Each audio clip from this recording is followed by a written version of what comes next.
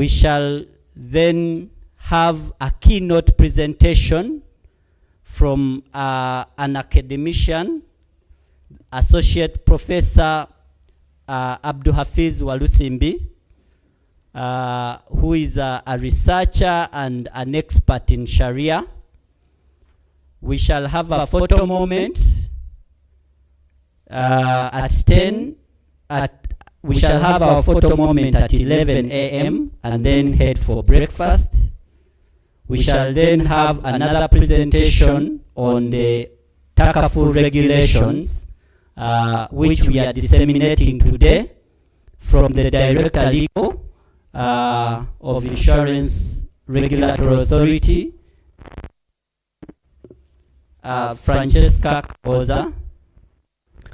Have another presentation from the Director Supervision on licensing and prudential requirements of the Takaful operators and windows, from the Director Supervision IRA, Mr. Bernard Obel. Then we shall have a short question and answer session, so prepare your questions. We have experts in the room, so prepare your questions and they will be answered. And then we shall break it off at 1 p.m. So thank you very much. A warm welcome again. We can probably, we are having an online session. You can share with your colleagues, those who are not here, through our YouTube channel. They can be able to access the presentations that are being made today. Thank you very much.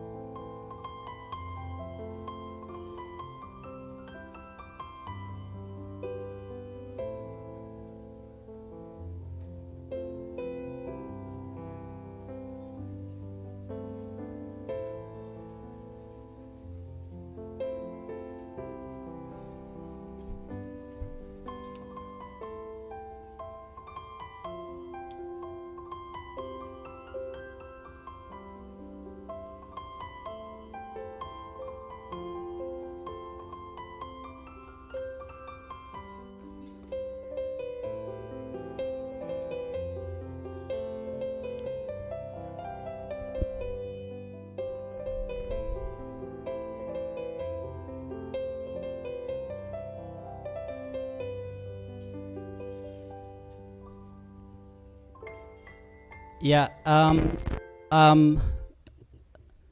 I think Sample, you can help us project the journey of Takaful in Uganda. I think it's important as we are here, we understand the background on how we came to the final Takaful regulations in the country. We have held several consultations.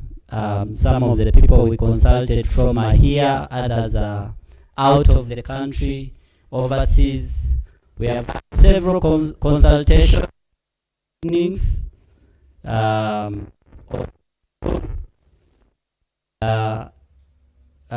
capacity has enabled us to have a regulation over time.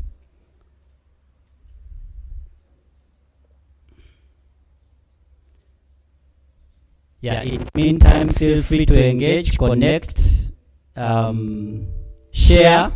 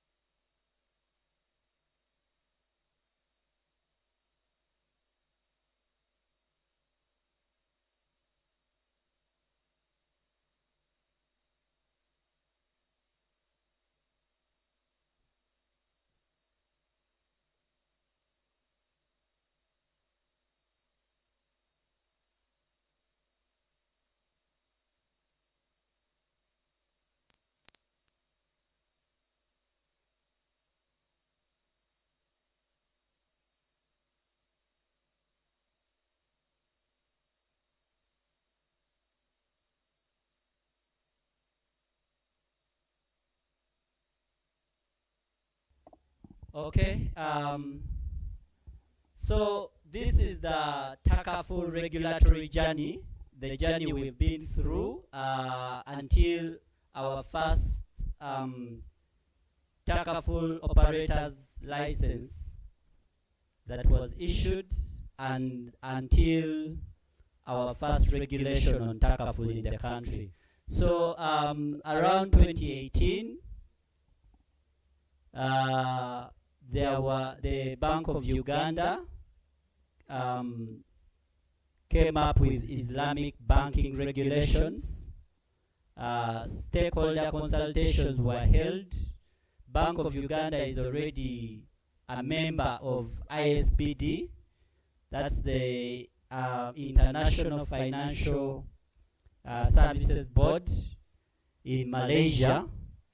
And with the support from ISDB, they had the first regulation on Islamic banking. And of course, for you to effectively have an Islamic banking regime, you need an ecosystem. You need Islamic capital markets, you need Islamic insurance, which is Takaful. So around 2021, we also started our journey, and we had, with again the support of ISBD, the Islamic Development Bank, we had our first regulation on draft regulation on Takaful, which we consulted on widely. We have made consultations with several academicians, Sharia scholars. I think one of them is with us today, and we have an opportunity to hear from him, Associate Professor Abdul Hafiz Walusimbi. We have heard from Dr. Kasule at IUIU. So we came up with these draft regulations and draft guidelines because we didn't know how long the regulation would take. We needed a guideline. So in 2024, ICPAO also came up with financial reporting guidelines on Islamic insurance. ISPAO, as the insurance regulatory authority, we do report our financials using the standards that are set by the body which is in charge of that, which is ISPAO.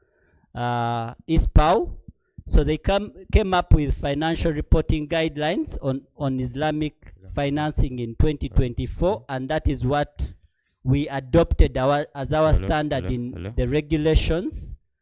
Then in 2025, now we have our Takaful regulations. They speak to Takaful and Retakaful, the requirements for licensing, and those were gazetted in 2025. Then we also have our first Takaful operator's license, that is Tamini General. So we have already, as we speak, we already have the first operator in the country, that is Tamini. So this is an opportunity for us to grow our market, for us to have an alternative to insurance that aligns well with the Islamic principles. So basically that is our journey, and now we have a regulation that was recently gazetted, and the Capital Markets Authority is also working to come up with guidelines on capital markets, that is Sukuk bonds. They have a guideline that they are working on, and soon it will be out. It will be a whole ecosystem of Islamic finance in the country. So basically we are a young jurisdiction for people who have been buying goods in transit from Takaful providers in Kenya. Now we have a provider here in Uganda, I think goods in transit is one of those that is very marketable for Takaful, because basically the feeling is that you as a participant, you also have a share in what you're paying for. So it aligns well with Islamic principles, and you'll be able to buy your Takaful products on the market. So that is a milestone that we are here to celebrate, but also to speak to you about what we have in our regulations. So thank you very much. Maybe we just to recognize some of the people who have really been key in these regulations. I don't know if we have a representative from the Ministry of Justice. Yes. Your name, sir? Okay, yeah. So we had representation from Ministry of Justice who helped us when we were coming up with these regulations. We had the Ministry of Finance, which is key in our regulatory processes, in developing our regulations. We had stakeholders who have really put in a lot of your time in reviewing. The first draft was, I think, over 200 pages. Mr. Salim can remember. It was over 200 pages, but it has now been reduced to a small portion. And that is because of the input everyone has put in. Yeah. So thank you very much. You can continue discussing, connecting on your table as we wait for our opening remark at 10.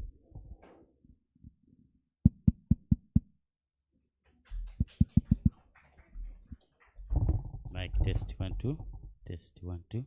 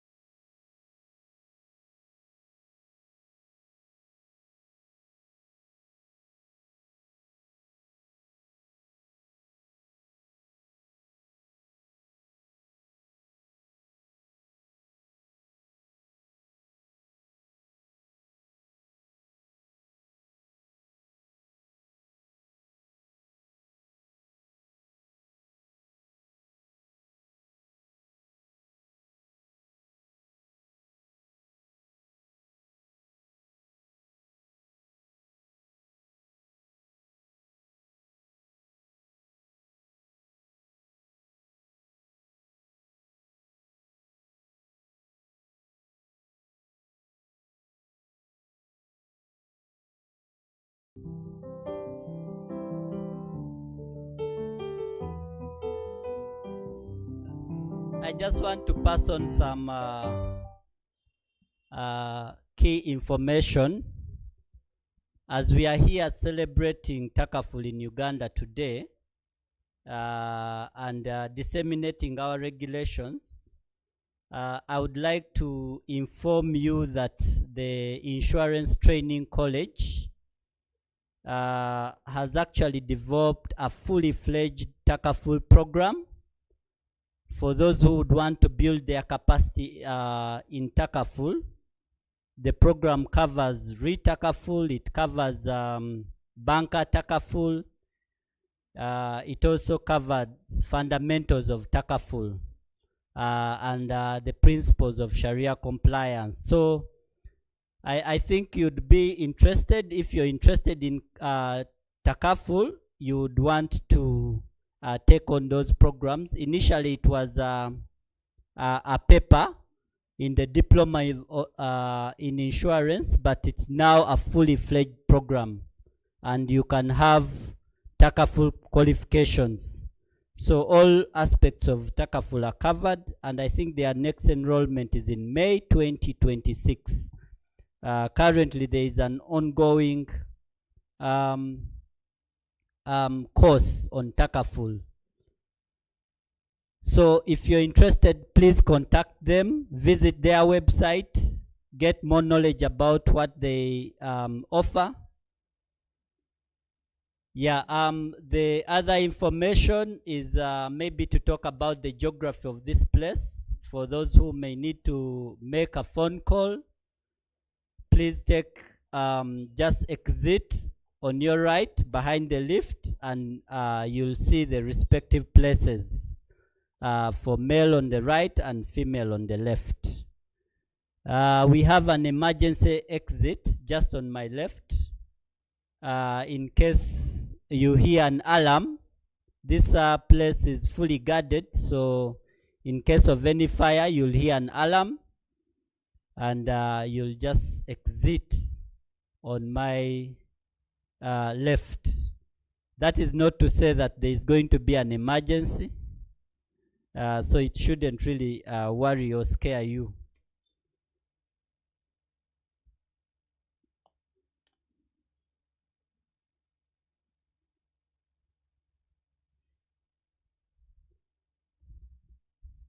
Allow me to recognize the presence of Haj Luanga from the office of the Supreme Mufti. You're welcome. You're much welcome, sir.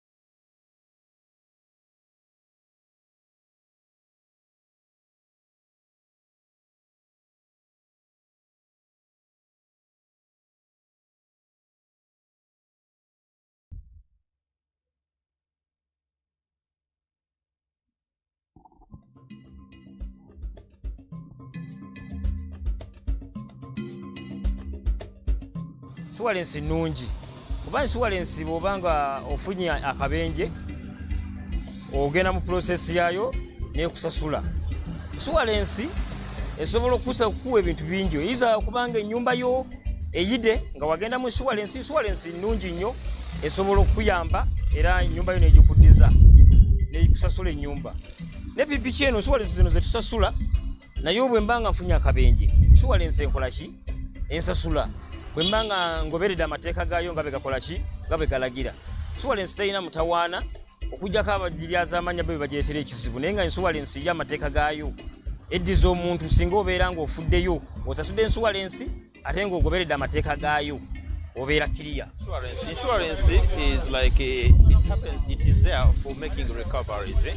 So it depends which type of insurance you are insuring something to. Like is life insurance, like property insurance, things of that kind. So it depends on which kind of type of insurance that you're insuring it on. The disadvantage of insurance, the only thing that you always get like something they may just call like a compensation after something that has happened. Like assuming you're just been insured in an accident, you can keep on paying for an insurance, but all in all, but you don't get an accident. So you find that you keep on paying for something that something that is not happening. Okay, so one way or the other it becomes a disadvantage. So you may find that I can pay an insurance for a monthly, but I spent the whole year without having anything that has occurred on me. So you find one way or the other is a disadvantage on my side. Like advantage of it, like it helps in case something can happen on you when you really you have nothing where to begin from. So then it becomes a step up where you can begin from. Like it helps you. Like when you're assuming you have an insurance for accidents, you can get an accident when you don't have anything in your pockets. But as soon as you have been insured, the insurance is there to cover for you the cost that you've already spent in the hospital. That's some of the advantages that I think are there. Insurance sijimanyi nnyo kiwanvu lwa nsonga insurance banyiiza dda bw'oba ovuga ekidduka nga n'okola accident beekwasa obusongasonga bungi esoose bayinza okubuuza olina pamiti naye bwe nali nsasula bwe basasula tebaŋŋamba bwe basasula insurance tebaŋŋamba tebambuuza pamiti. Wema avuga ekidduka nga kiriko insurance buvunaanyizibwa bwa insurance kujja kulaba ndi ntya n'ensasula ssente zange kuba mba nakisasula insurance. Ekyokubiri abantu ebitongole ebyo bikozesa abantu okubajjamu okubalyamu ssente naye nga tebibasomesezza. Toga by'insurance ebisomesa abantu wabula kyo bwe kijja kigamba nti kakale epikiyo twagala insurance sikale for good insurance bebaako tekineetagisa funa lawyer ng'osanzeeko insurance nga nasasula bansasula ezange nenshuwalinga pikipiki yange oba motoka yange nsanzeemu ekipa y'omwenge mu motoka olina bukakafu kinti nze mbadde nywa omwenge ogwo nsanzeemu ekipa y'omwenge mu motoka era sigenda kusasula. Ennyumba yange wagisiigisa langi ya mafuta owulira sijja kusasula. Mbadde mmanyi okujja okuinsuwalinga ennyumba yange sooka ojja ogirambule bw'omala ogirambula okirize nginsuwalinge mu insuwalensi yo okuinsuwalinga pikipiki yange mba nsuwalinze pikipiki yange nange piki ebagibba tombuuza nti lwaki bakukubye ennyondo egindi emotoka piki obagikubiddeko omuntu ogiwundi ennyondo wasigawadde ogivuga kubanga naginshuwalinga. So abantu abantu abo bakoze kyamaanyi okusika obusomyo mu ggumba ly'ensiri ery'ente ne balireka. Insurance tiyandibadde yo nga insurance naye obuzibu bweyina nali ndabyeko ne beesasudde waliwo be yali esasuddeko naye nga baayita mu buzibu bw'amaanyi olaba nti basasulwa naye yo nga yo tiyandibadde mbi naye okaluubiriza kweyitamu batuuka okukusasula n'ebyo bye bagamba nti oba tugeze singa oba otwala ku mukwano gwo muyinza okuba mulina we muva n'osanga mukwano gwo ng'anyweddemu n'omutwalako singa mufuna akabenje awo nga tonnamutuusa bwe basanga nga yaddayo balina ekigiraasi ky'omwenge oba kyokolo neegwamu ey'eccupa ya bbiya bagaana okusasula bwe ekyolukoba kyo kisaana omuntu yesuba olukoba naye waliwo obuntuntu bwe bagenda nga bayingira mugoloba nti ate oyinza okuba kale tugeze oba oli mulwadde emmoloka n'ogikwasa munno n'akuvugako akutwala kutuuse ebulenga gy'obeera kati singa mufuna accident kati muli ku Northern bypass baga nti ate twayinsuwalinga oli gwe eno yabadde avuga tugenda musasula kwegamba enkola yaayo ndoza nze nsuya abandikyusizzaamu bakyuseemukko bakole amateeka amapya ng'emmoloka bwevugibwa ggwe oba bwevugibwa oli basigala bakusasula singa bakebera emmotoka ne balaba nti emipiira gyayo gibadde mirungi eri mu mbeera nnungi balina okukusasula naye si kugoberera ebyo ate ekyo kandi mubaddemu eccupa tuyinza okuba nga twabadde ku ppata eggulu kati nga ngivuga ngitwala ku mazzi siri mutamiivu naye mulimu eccupa ngenda zirekayo ku gye twajja omwenge kati bwenfuna accident ne bakyesibako nti ate mwabaddemu eccupa z'omwenge basooke bankebere nabadde ntamidde bwe mba satamidde mbadde sitamidde naye ng'eccupa mweziri bansasule kuba eccupa size zaadde zivuga nze nabadde nvuga ze kyenda abandi badde bakyusaamu abo aba insurance batumbavu nnyo tebalina na magezi kubanga lwaki tebalina magezi omuntu bw'agamba nti ngenda ku inshuwalinga emmotoka yange okutomera tewandyedaze kutandika kusiriwala ng'ogamba nti ate nga nywedde oba sinywedde nainshuwalinga mmotoka yange bwe nfuna ekizibu oba nywedde oba sinywedde oba oddebwa kugisasula ate okunywa tekitegeeza nti buli anywa yagenda okutomera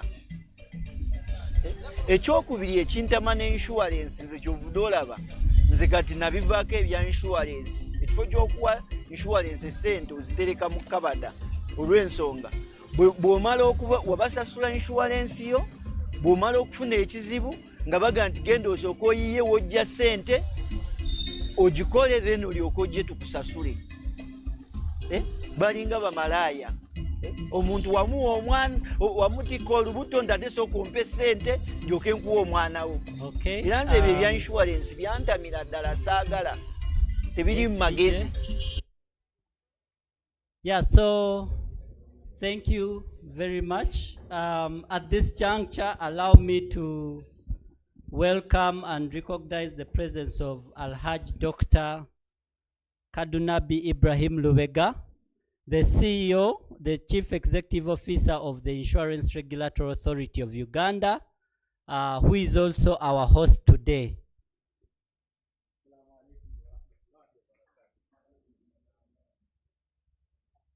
Yeah, sir, we have had self-introductions and we'll just go right on to the program. Since you're here, we shall have opening remarks from yourself, the CEO of, as the CEO of the Insurance Regulatory Authority of Uganda. We shall have a keynote from Dr. Associate Professor Abdul Hafiz Walusimbi. We shall also have a photo moment before we break off for tea. Then thereafter, we shall have an overview of the Takaful regulations. We shall also have a presentation on the licensing and prudential requirements for Takaful operators and Takaful windows. Then we shall have a Q&A session and we shall wrap off the day. Allow me also recognize the presence of Dr. Kasule from Islamic University of Uganda. You're most welcome, sir. So, ladies and gentlemen, it is my distinct honor to welcome Alhaj Dr. Kadunabi to give us the opening remarks and open the session. Thank you very much.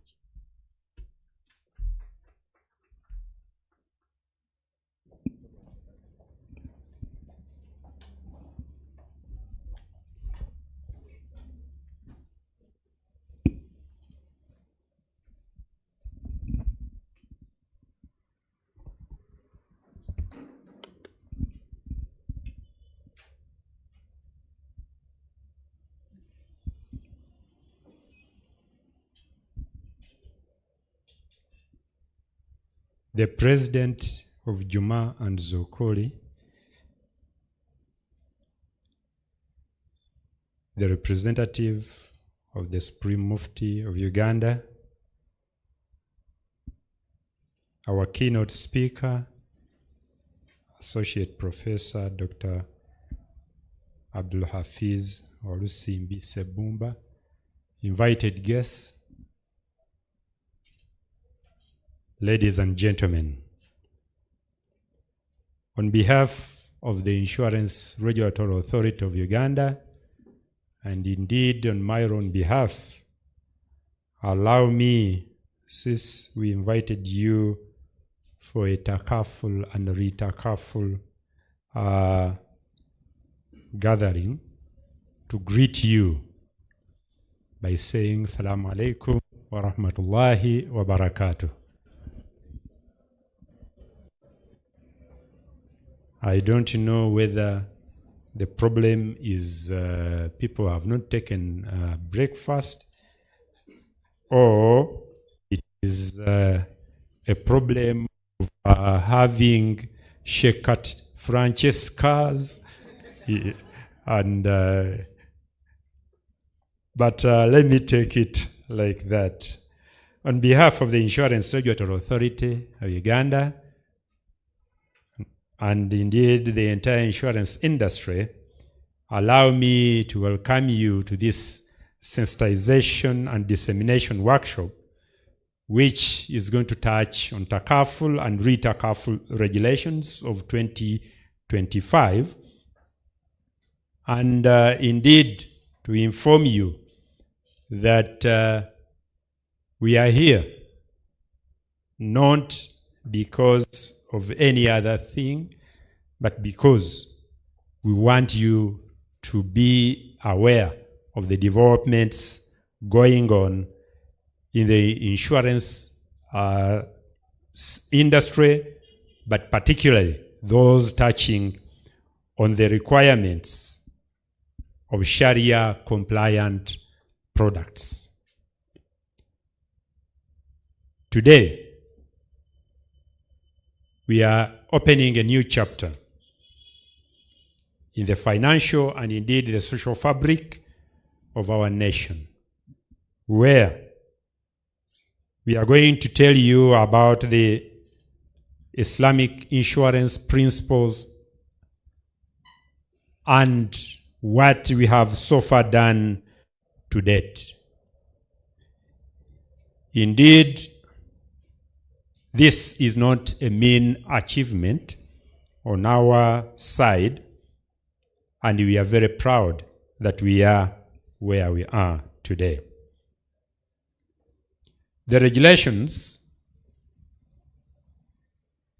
formally provide for the establishment and the operation of Takaful insurance, which is conducted under the Sharia compliant mutual assistance principles and Retakaful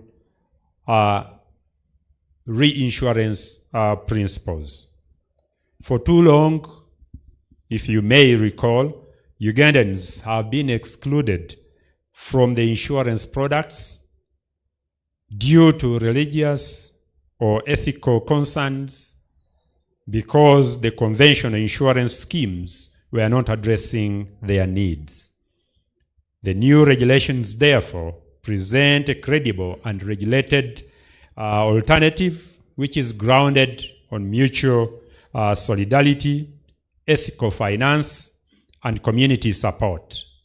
And this has been to provide potential for as many people as possible to safeguard their products or their wealth, but at the same time to ensure that you do not violate any religious beliefs. It may be stated that Islamic insurance is not only for Muslims, but it is for those who want just. This is providing an objective of making sure that the Insurance Regulatory Authority is there to ensure that while this business is being done, it is fostering inclusiveness, it is fostering reliability and sustainable insurance industry by laying down the requirements for licensing, governance, Sharia compliance, capital adequacy, and Sharia governance structures, which indeed include the Sharia governance, Sharia committees for each Takaful operator.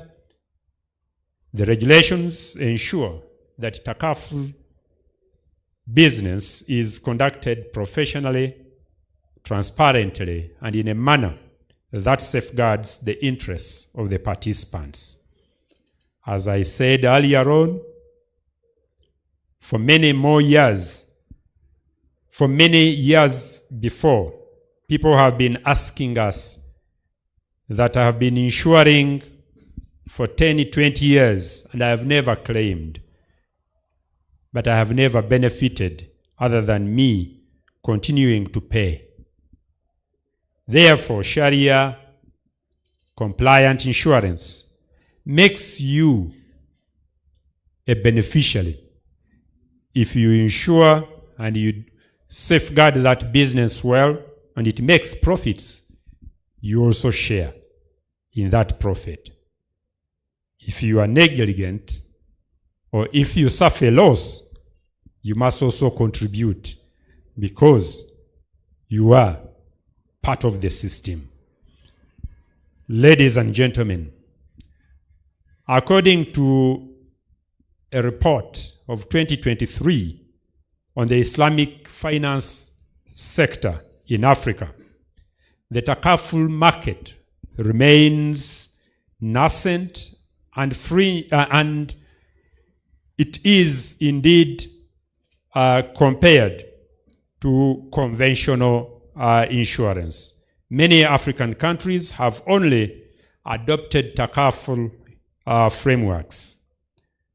The region has some active Takaful markets, notably in countries such as Sudan, which has historically had a comprehensive Takaful sector, as well as the emerging or partial presence in some other economies like in Egypt, Tunisia, Kenya, Nigeria, Senegal, South Africa, Zambia, and some others. I'm excluding the Middle East because we definitely know what is happening there. The global Takaful market was valued at about $36.6 billion in the year 2024. According to one forecast, the global market is expected to grow to roughly $37.3 billion by the year 2033. This implies that the annual growth rate of Takaful operators will be between 8 to 9% over the years 2025 up to 2033. Takaful is still in its early stages across most of African countries, while there is growth. Indeed, sometimes we have also seen some countries registering double-digit growth year on year in specific markets, but the volumes of premiums underwritten remain modest. Growing regulatory interest, therefore, and raising demand among those who yearn for Islamic insurance suggest significant potential for expansion. There is growing evidence that Takaful can expand insurance coverage among the populations that prefer the Sharia-compliant solutions because it offers both moral and ethical fit and often simpler risk-sharing mechanisms. Ladies and gentlemen, the newly gazetted regulations of Takaful was a product of extensive consultations with our stakeholders. The rigorous analysis which was done by the team at the Insurance Regulatory Authority, among others, and other stakeholders. And also, it is as a result of benchmarks which were done both regionally and internationally. We engaged with global and Ugandan Islamic scholars, industry experts, and our future partners in the Takaful industry. Our goal was clear: to create a framework that is both robust and safeguards the interests of the policyholders, while at the same time being agile to promoting innovation. The new framework ensures three things, among others. One, policyholders' protection. The segregation of funds and operations ensures that the participants, when they make contributions, are managed with the highest degree of fiduciary care. The second is the financial stability. Strong capital adequacy and governance requirements are put in place to ensure that there is a long-term sustainability of Takaful operators. And three is the market confidence. Clear rules on Sharia compliance and Sharia governance structure.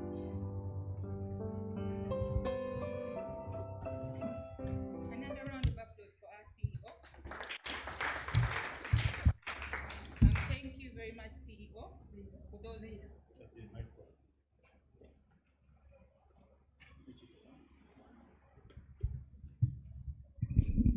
Thank you very much, CEO, for those insightful and inspiring remarks. CEO, we deeply appreciate your leadership and the clear direction you have set as we advance the Takaful agenda in Uganda. Ladies and gentlemen, it is now my absolute pleasure to invite our keynote speaker, Associate Professor Dr. Walu Islamic University in Uganda. He is a lecturer, Department of Religion and Peace Studies, Makerere University. Dr. Fiz is also the chairman of the board, Insurance Training College. He is a regional Sharia consultant with the International Institute of Islamic Thought. He's a Sharia consultant for the Micro Finance Support Center, Islamic Development Bank, and he's also a certified professional mediator. Dr. Fiz, I would like to welcome you to deliver your keynote speech. Let's give him a round of applause.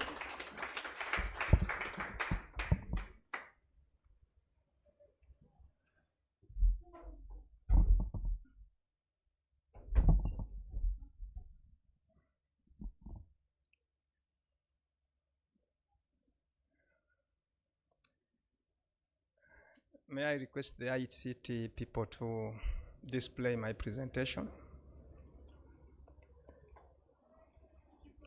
Okay. أعوذ بالله من الشيطان الرجيم. بسم الله الرحمن الرحيم. الحمد لله رب العالمين. وأفضل الصلاة وأتم التسليم على سيدنا محمد وعلى آله وصحبه أجمعين. The CEO of the Insurance Regulatory Authority of Uganda, Alhaji Dr. Ibrahim Lubega Kadonabi, the directors of different units at IRA,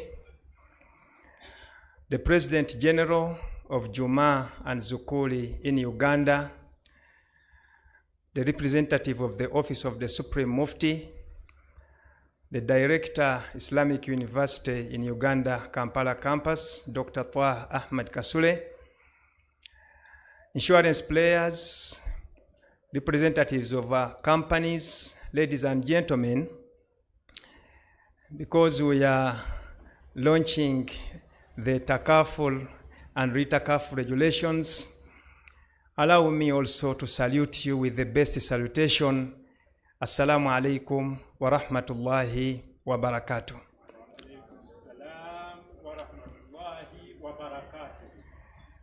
I want first of all to take this honor to express my sincere gratitude to the organizers of this event, but earlier before, to the big brains that had worked tirelessly through this journey across several milestones to see us here. When we stand here today to launch, we are launching something that has taken time to be well prepared. And that's why it is so important that we really appreciate those efforts. Mr. CEO, before you came, the Master of Ceremonies has given us an update on the journey that Takaful has passed through in order to reach where we are. I must also say that I am so humbled that among the many people, the many experts in this country, I have been identified to come and share with you of what I think to be the future of Takaful in Uganda, focusing on opportunities and challenges. Ladies and gentlemen, my presentation is going to be brief for one major reason. Takaful, it is a specialization now, undertaken at bachelor's level, master's level, and even PhD levels. So I cannot deceive myself that I can actually delve into the nitty-gritties of these specializations. I am going to share with you the general overview. What are the principles of Takaful? What are the opportunities, challenges, and what could be the takeaways as we leave this place? In the general overview, it is a consensus that the occurrence of emergencies and need for a clear plan for mitigation, it is almost agreed upon. There is no doubt about it. None of us is certain about what to take place tomorrow. And maybe even tomorrow, it is an exaggeration. You don't know what can take place in the next 1 minute. So if that is a position of consensus, it calls for prior planning, for emergencies, for eventualities. And before we could talk about the future, we can't just skip to it and ignore the present. Before we talk about the future, how does the present look like? There is a lot that could be said about the present, but I summarized it in a situation that is characterized by conventional dominance and unmet demands. Where we are now, we are talking about the conventional insurance. We have many companies, and this is the dominant situation. But on the other side, there are certain demands which are not yet met. There are certain needs that are calling for being addressed. There is a section of our community that is not ready to join the conventional setup, yet the need for them is also standing. I have shared some examples. Today we are talking about an influx of many foreign companies in Uganda. Some of those companies have reservations on conventional insurance. We are also talking about the foreigners' businesses in petroleum, in education, among others. There is no doubt that all those businesses are prone to risks, but at the same time they feel that this is not a go area for us. They cannot join the conventional setup, but also they don't have somewhere to go. Even some individuals. If you ask me, for instance, do you have a health insurance cover? I will say I don't. Why? Because the existing one is not in line with the faith that I profess. So the coming of the Takaful and Retakaful, it is indeed a celebration in order to help the community to address those demands. So Takaful, which is Islamic insurance, it is a response to a global demand for the community that has reservations about the capitalist system, which is actually the mother of the conventional insurance system. As the CEO has informed us, it is an alternative to the conventional system, and thus offering opportunity for variety. You know, it is not healthy at all that you force all people to face a certain direction. It is not healthy at all that you only serve a certain kind of food. But whenever you enter somewhere and there is variety for the vegetarians, for those ones who find it okay with beef and so on, that is the way how we can actually complement each other, and that is the way how we can go on. So this is actually the spirit behind the introduction of Islamic insurance. Islamic insurance is about joint responsibility or guarantee based on mutual agreement, as we shall be looking at it. What are some of the fundamentals? The fundamental principles, one is mutual help, protection, and responsibility in the form of what you can call munno mukabi. It is about risk sharing. It's about the fact that all of us are prone to risks. But should there be one of us suffering that risk, we all come together so that we can help him get out of that. Another fundamental principle is about equity participation according to agreed upon models. Of course, like we have some policies, like we have different types of conventional insurance, we also have different models. The Wakala model, the Mudaraba model, the hybrid model, among others, which I think that throughout this journey, we have had at least some familiarization with such models. And if not, still we can have more time to look into that. Then distribution of surplus or deficit arising from the business. When I was reading through the regulations, and you go to regulation 21, it clearly captures that one. And we are yet to see it in the diagram that I'm going to display in the next slide.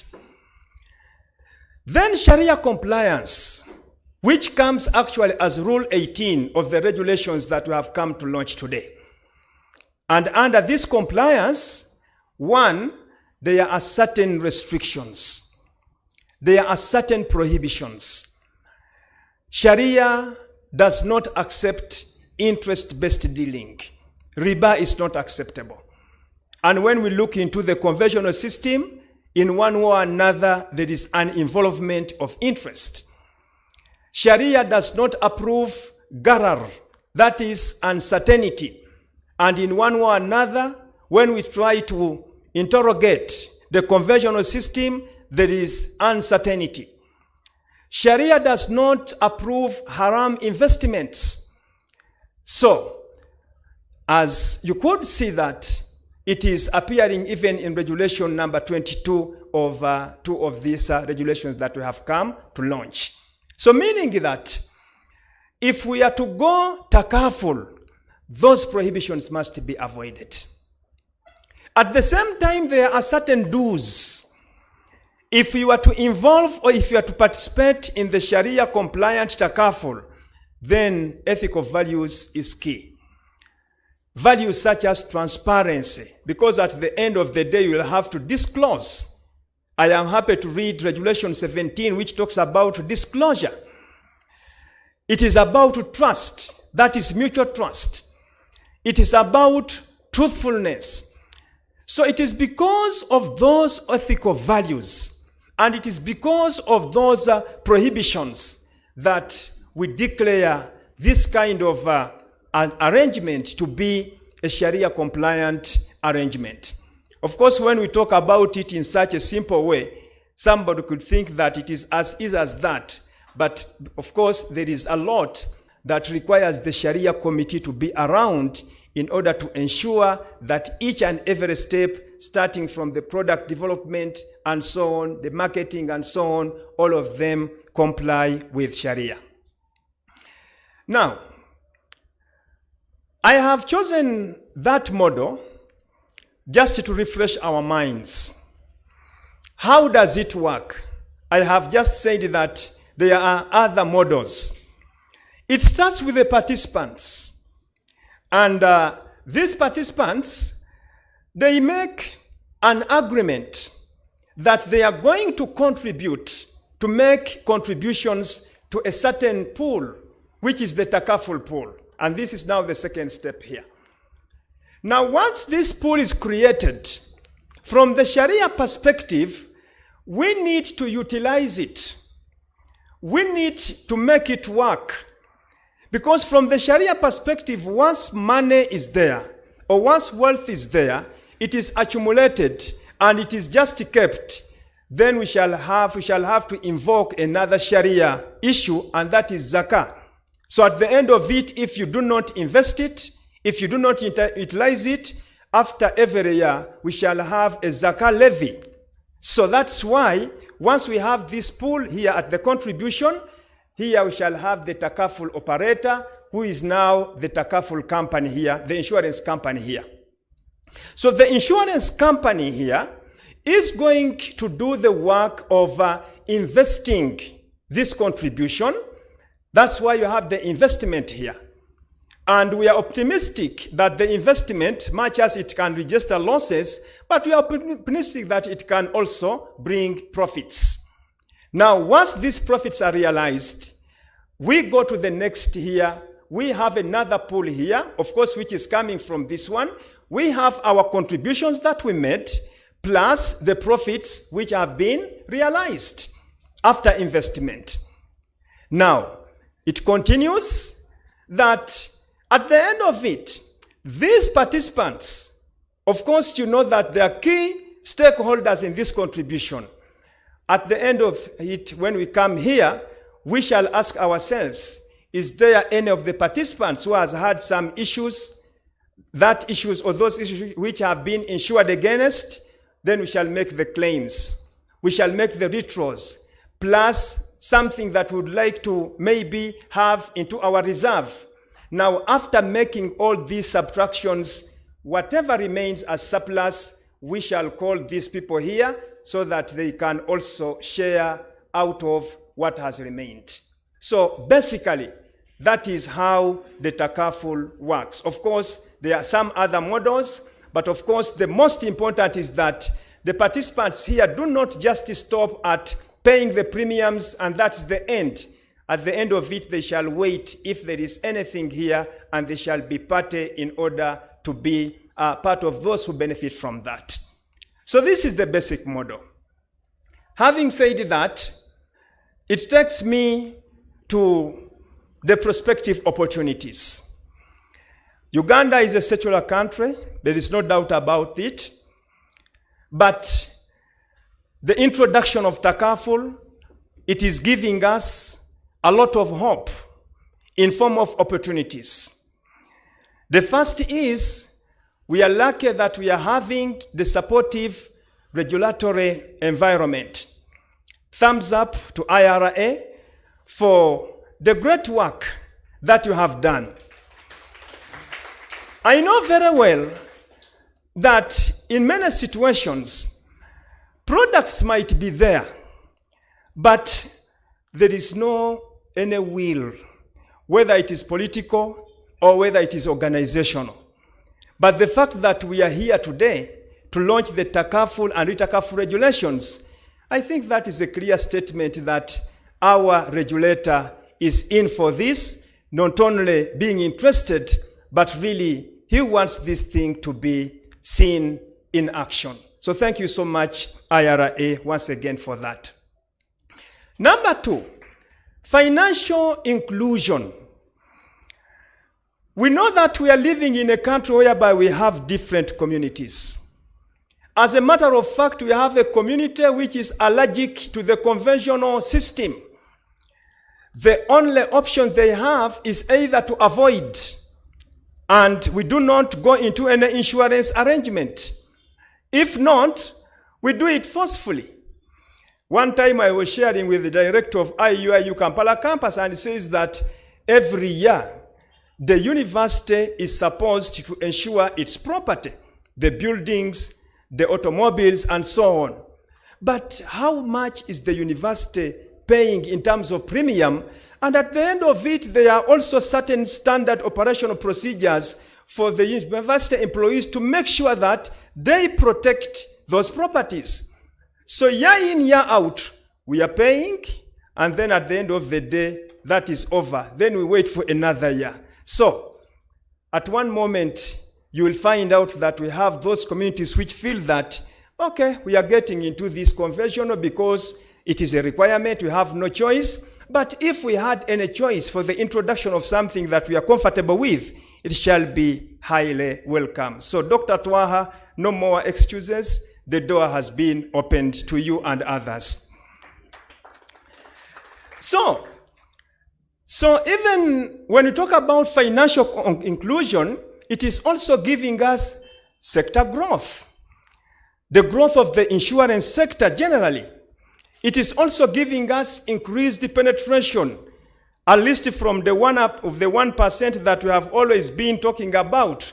You never know that maybe with the introduction of this variety, it can also influence the increment of penetration, and also the issue of alternatives, which I had actually talked about. Another opportunity is that the introduction of Takaful, it is giving us an opportunity for regional and international integration. We can no longer afford to live in isolation. Our neighbors, the Kenyans, they already have Takaful. Dr. Al-Hajj has talked about Sudan. It has Takaful. Countries like Malaysia. What about the OIC? The countries of Organization of Islamic Cooperation, of which Uganda is a member country. What about the GCC? You know, the GCC countries, those the Gulf Cooperation Council. You're talking about Kuwait, Qatar, Bahrain, Saudi Arabia, among others. All those countries in one way or another, we meet somewhere. So we are meeting with such people who are actually big stakeholders, and they have a certain system. And for us, we don't have such a system. So we are likely to miss. I have deliberately brought an example of avoiding regrets of missed opportunities. I think it is at this moment that I wish to share with the audience that you might be aware of the ongoing efforts of halal certification or halal compliance. And these efforts now are being spearheaded by big shots in the government. When you see these efforts going on, you need to ask, what is the motivation? What is pushing it?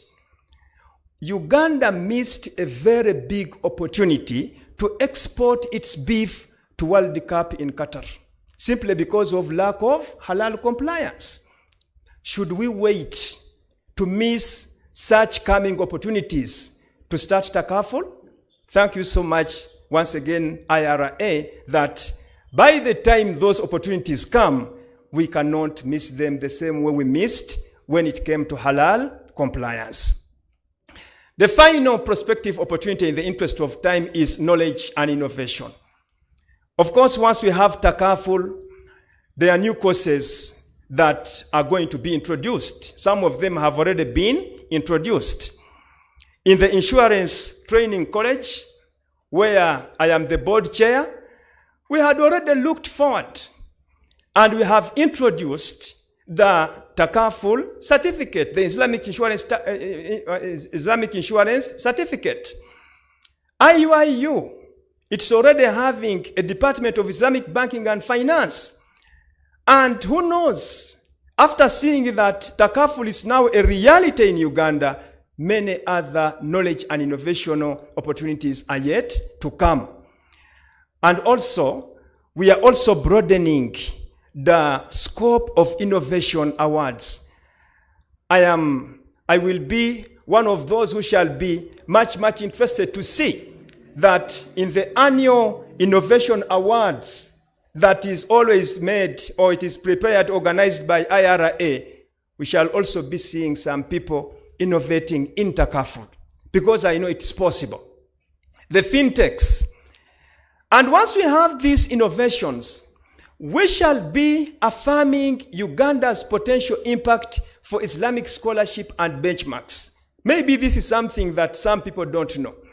When you look at this region, the East African region generally, and even Africa generally, research has indicated that Islamic scholarship starts from here. So with the introduction of Takaful, we shall be affirming and maybe reclaiming that lost glory as another opportunity. As I wind up, allow me to look at the challenges. Of course, I want to open this by a statement. Any opportunity devoid of challenges is not worth pursuing. Once you are somewhere doing something and you are in a comfort zone 100%, please wind up and leave. It is not worth pursuing. Any opportunity, it must come with challenges. That is where you shall actually enjoy it. Now, some of the challenges, number one is regulatory and institutional gaps. We are launching this, but it's not the end. We are yet to learn a lot once we roll up. And that's why the regulatory and institutional gaps shall be seen once we start practicing. More detailed regulations shall be needed due to human imperfections. Even the one that we have produced, maybe after reading, we shall find out that we need to do some amendments. If we had not had, have it in place, how should we know that there is a certain area that needs an amendment? So that's a challenge. But at the same time, I also look at it as an opportunity. Sharia compliance frameworks, as it is well captured in the regulations. We are yet to see the Sharia governance, the Sharia compliance networks, the Sharia committees, how they work, and so on. and then the Takaful limitations. We are talking about Takaful. So far, IRA has licensed one Takaful company, and then this is actually calling for the Takaful. And this is a challenge, but at the same time, I also look at it as an opportunity that once we start, there shall be demand for more, and once we have demand for more, we shall think more, and therefore we shall have much. Another issue is a complementary legal framework. In case of disputes, in case of misunderstandings, are the courts of law ready to entertain these disputes?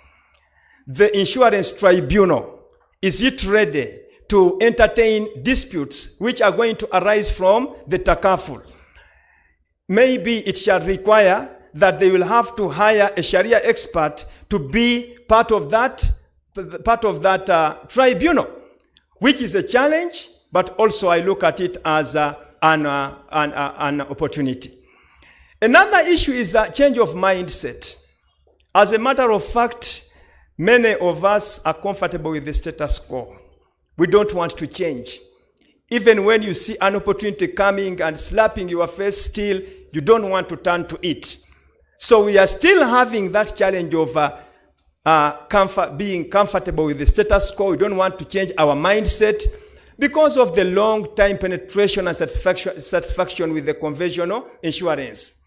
And that's why you will see that up to now, we were in a certain conference some time back, COVID had taught us to do things differently, especially online and digital. And one of the professors from Germany, he told us that you cannot accept Germans up to now, they are still hesitant to cope up with the online or the digital way of doing things because they are comfortable with the traditional way that they were doing it. So that one could also be a challenge. The second last, of course, is misconception. I'm happy that the regulator has hinted on it. Ladies and gentlemen, let it be known that Takaful, it is not for Muslims. Just like many people take it, that's a religious product for Muslim, and some of them say that it is a tool that is going to be used in order for Islam to dominate. There are many other ways how actually which Islam can use in order to spread the message. So that is also a misconception that is standing. You remember some time back, even somebody stood up, he was talking about halal compliance and says that UNBS, you must come out and do something. Why are you allowing halal certification? No, we are in a free market. Enter the supermarket. If you want this product, go for it. If I want this product, I go for it. And that is a spirit of peaceful coexistence. And that's all.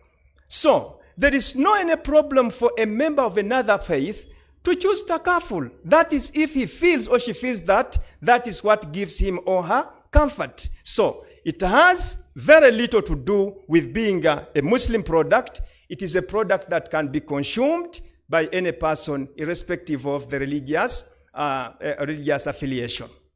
The last is a shortage of skilled professionals. Of course, this is a product that requires for Sharia compliance.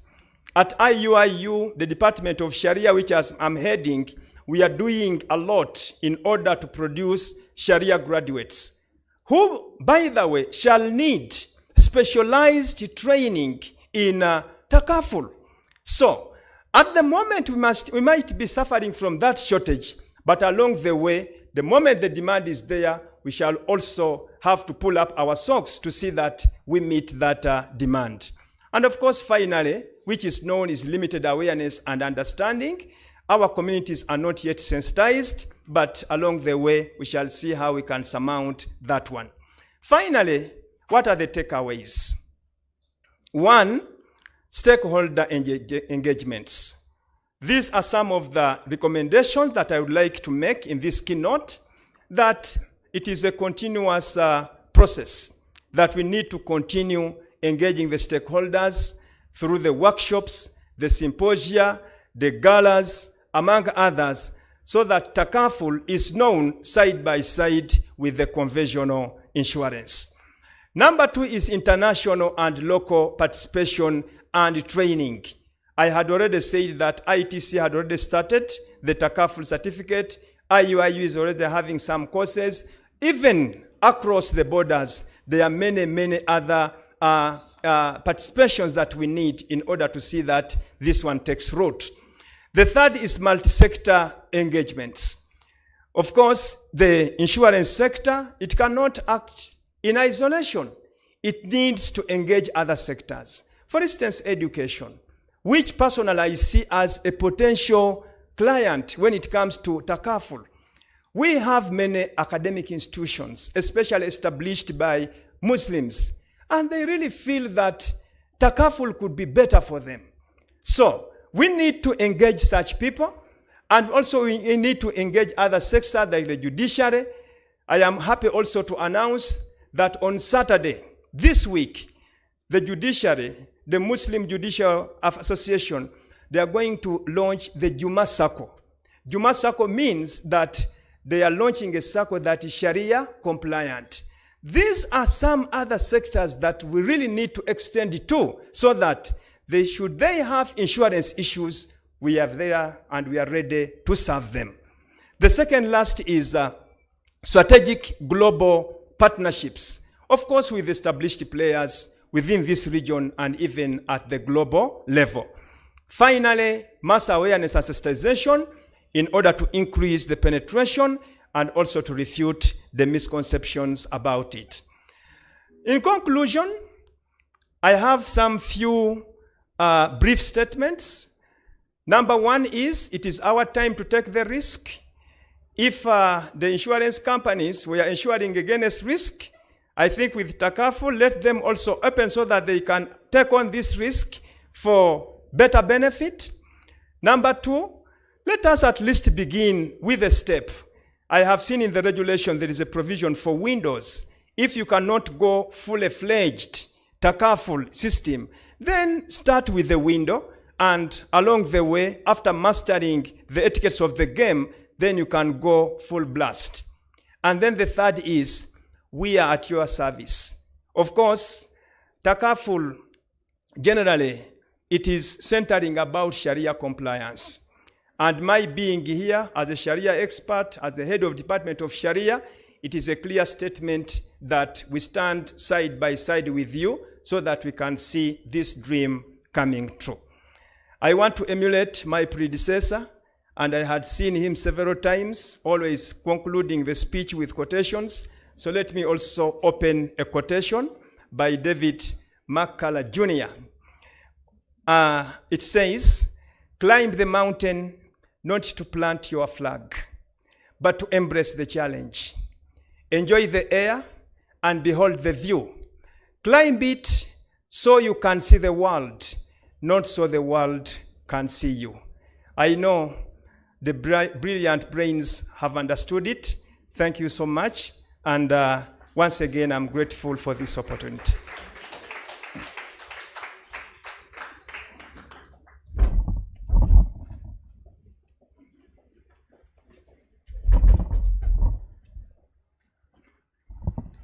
Wow, what a wonderful presentation from Dr. Hafiz. Let's kindly give him another round of applause. Ladies and gentlemen, we've been reminded that emergencies are real, and Takaful offers a fair, ethical, and inclusive way to protect our communities. We have also been reminded that it opens new doors for the insurance sector, expands financial inclusion, and strengthens trust, especially among those who are seeking Sharia-compliant option. Yes, like the doctor has highlighted, there are challenges that exist, definitely, but the opportunities are far, far greater. Ladies and gentlemen, this is our moment to step forward, collaborate, innovate, and grow together. Let's embrace Takaful together. So next on our program, we shall have a photo moment, and this one shall be coordinated by our manager, Corporate Affairs, Hajat Mariam.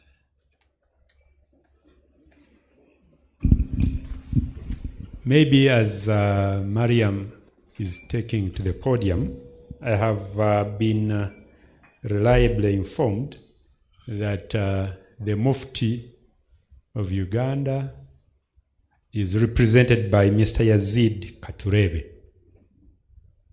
Yes. Wa alaikum salam wa rahmatullahi wa barakatuh. I already told you the Supreme Mufti is represented by Hajj Abdul Nur Ruanga, who is the Director of Education at Chibuli. And I also told you Hamid Stas is the President of Juma and Zukuri, Sheikh Mahad Kabuye. Namalala gonna. Wa alaikum salam wa rahmatullahi wa barakatuh. But also the CEO of Uganda Insurers Association, my son, Mr. Jonan Chisache is here with us. And I imagine the representative of ITC is the academic registrar. He is there. Salam. And the Insurance Appeals Tribunal is represented by the registrar of the Appeals Tribunal. He's there. He can also say salam. Maybe the team from IRA just stand up once again. I know you introduced yourselves, but stand up. All of you, the directors are here, and the heads of departments and units, and the team which gives support. Thank you very much. The representative from the licensed player, I'm told he is also there. Can you also give us salam?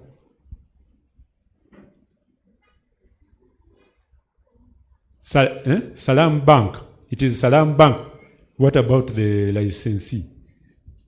It is Salam Bank is here. Okay, Salam Bank. Yes. Alaikum salam wa rahmatullahi wa barakatuh. The licensee also ought to be here because we want to know. He wants to know what is happening. Definitely the press, the people from the press, we have our team, we move together, but they prefer to sit alone and afterwards they write their things. Can I request the Fourth Estate to stand up for recognition? Now, if I see those who haven't stood up, then I know they have moved places. But all of these people are very good people who we are moving with, and they are doing a great job. Thank you very much. And I'm told the representative of Amir Ummah is on the way. He will find us wherever he will find us. Thank you very much.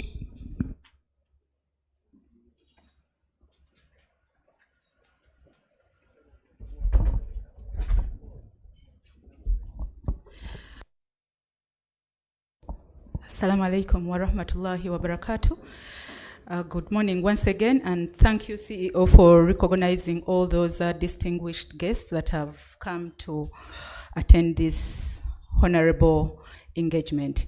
We're going to take photo moments in groups so that we don't crowd the podium, and I would request CEO with a keynote address speaker and the UIA and ITC representatives to come and join with the religious leaders here present that have represented the different groups.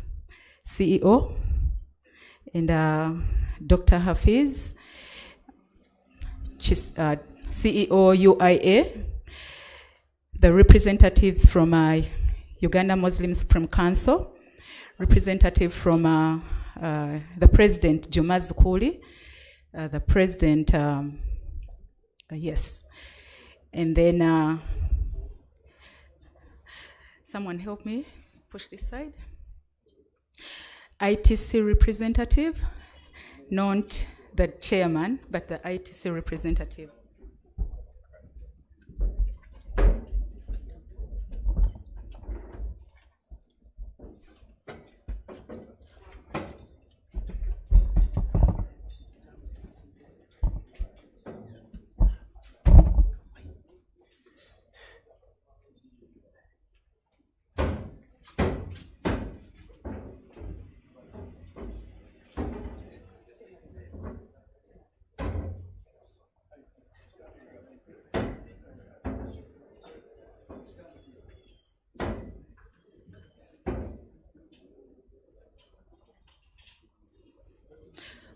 we can also be, the team can be joined with a scholar from IUIU, Dr. Taha. Please, Dr. Taha.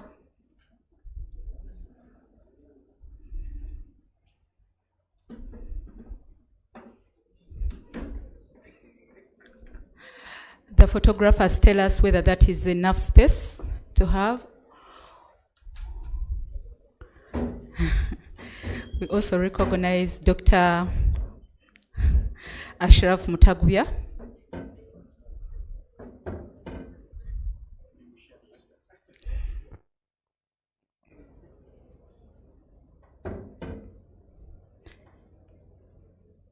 I request that that team is also joined by the directors from IRA. Please join in.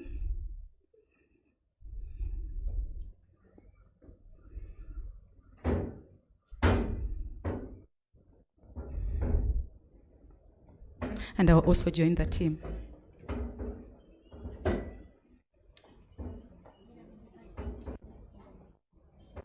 And the IAT representative, please join the team. Thank you.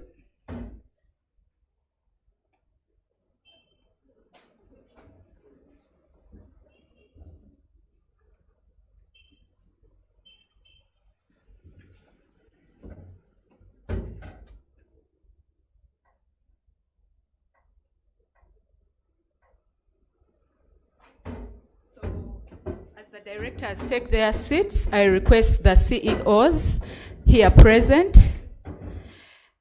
CEOs here present. CEOs here present.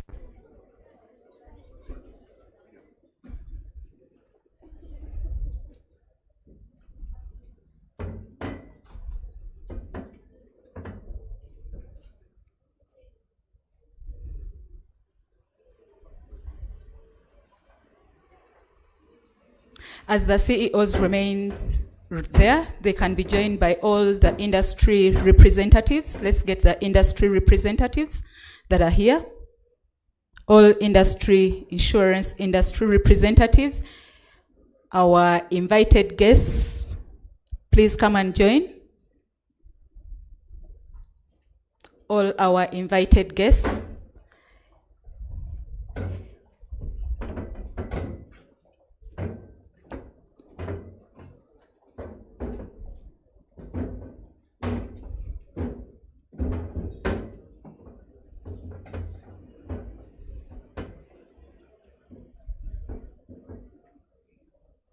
I hope we shall all be covered. Abe? Okay.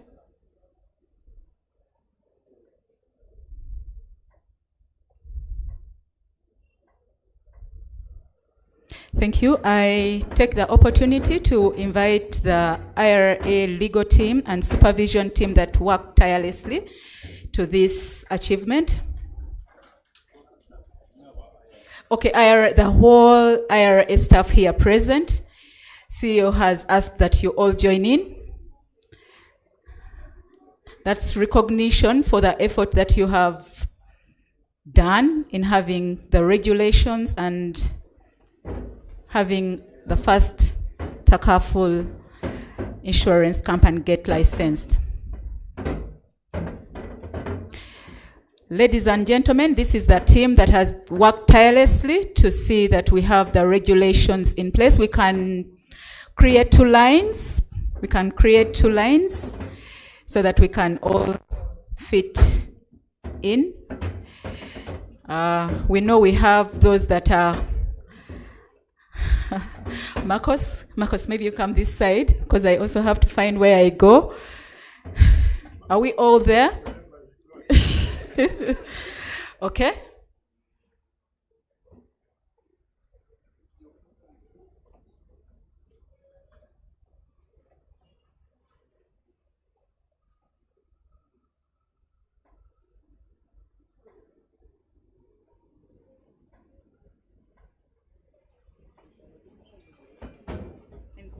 Of course, I will not invite the press because they don't usually want to get into photos.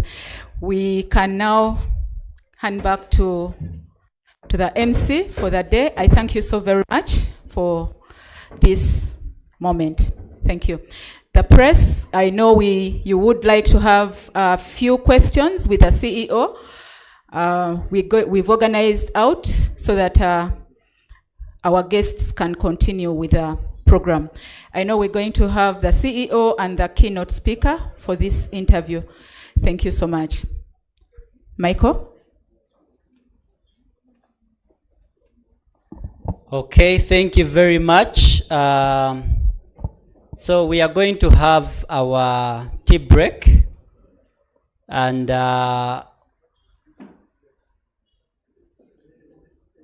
yes, I'll request that we take the room. As you get out of this door, there is another door just ahead, straight. That is where we shall collect our tea from. The people working on that are ready. They are ready for you. And I'll invite the two tables, the table for our scholars and the table for the directors at IRA to lead the team. We shall have a tea break of about 30 minutes, and then we shall resume with the next presentations. Thank you.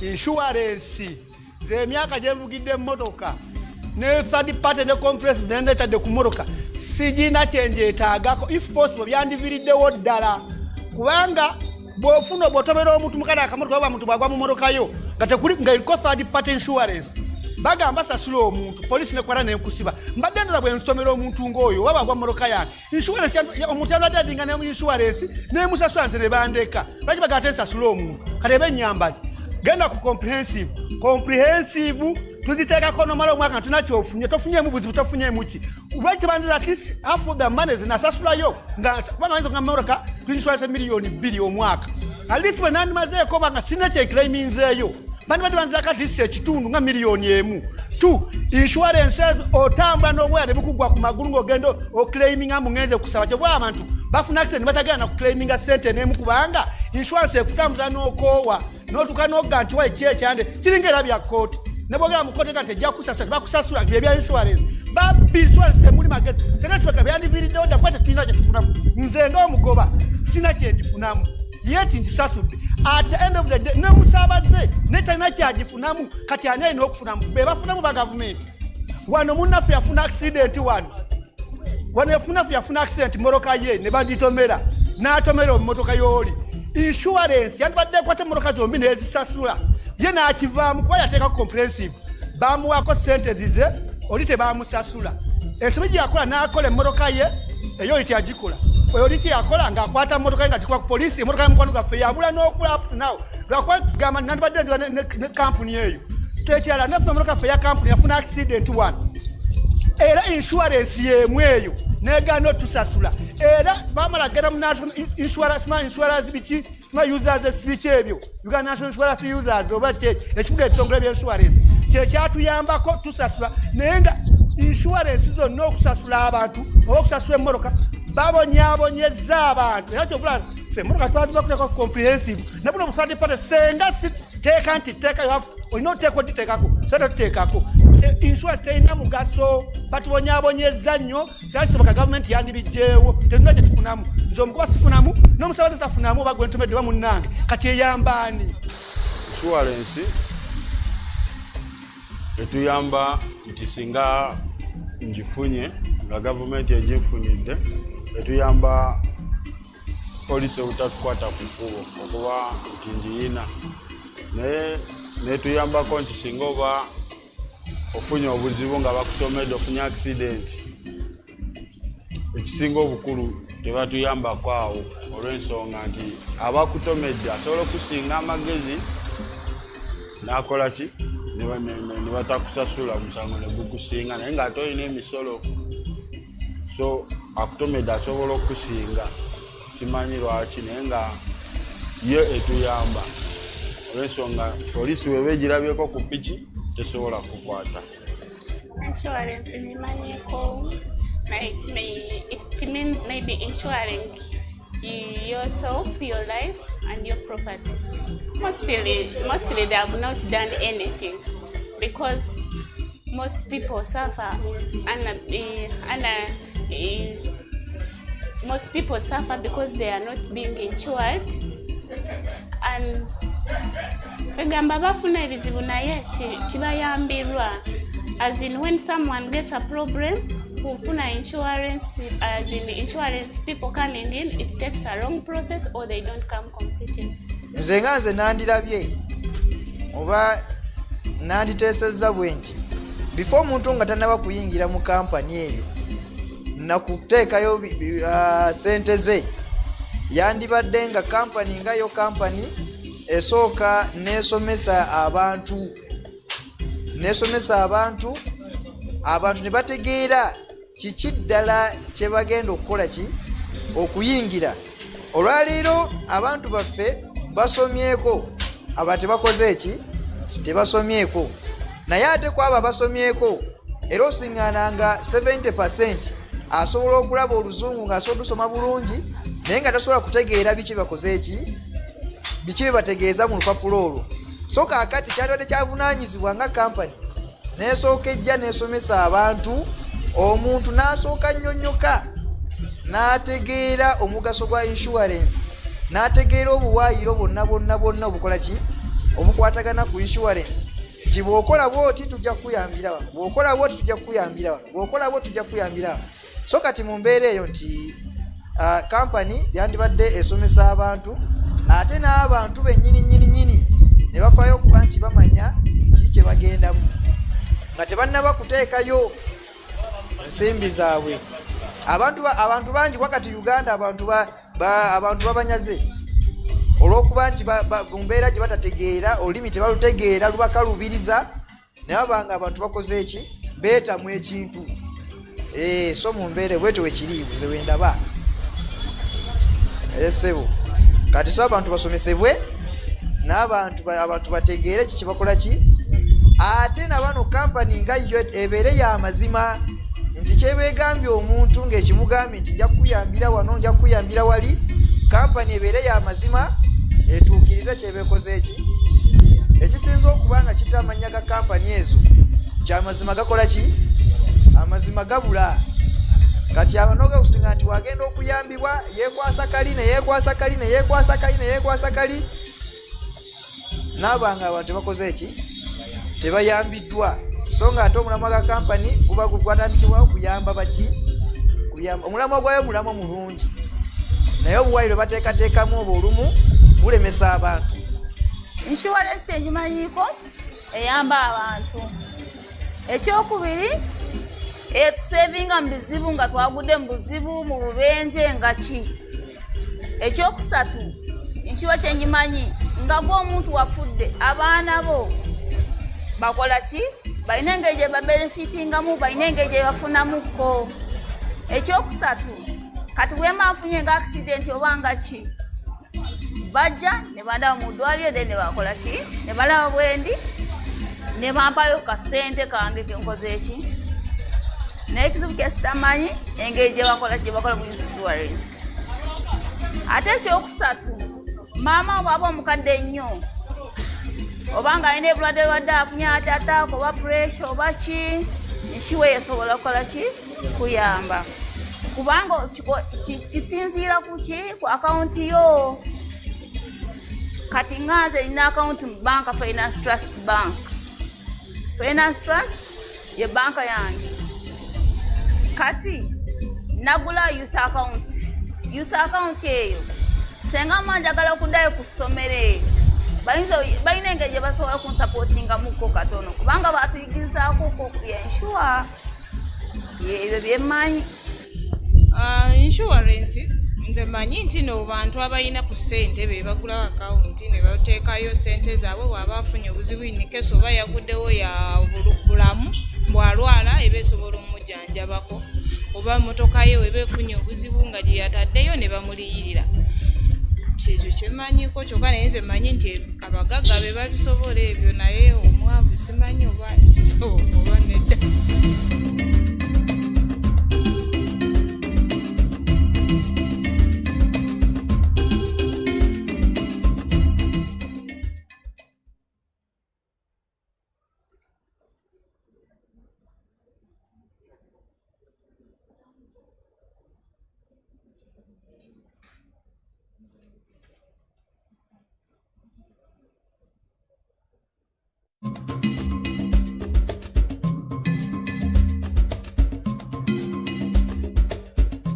Insurance nnungi kuba insurance bw'obanga ofunye akabenje ogenda mu process yayo nekusasula.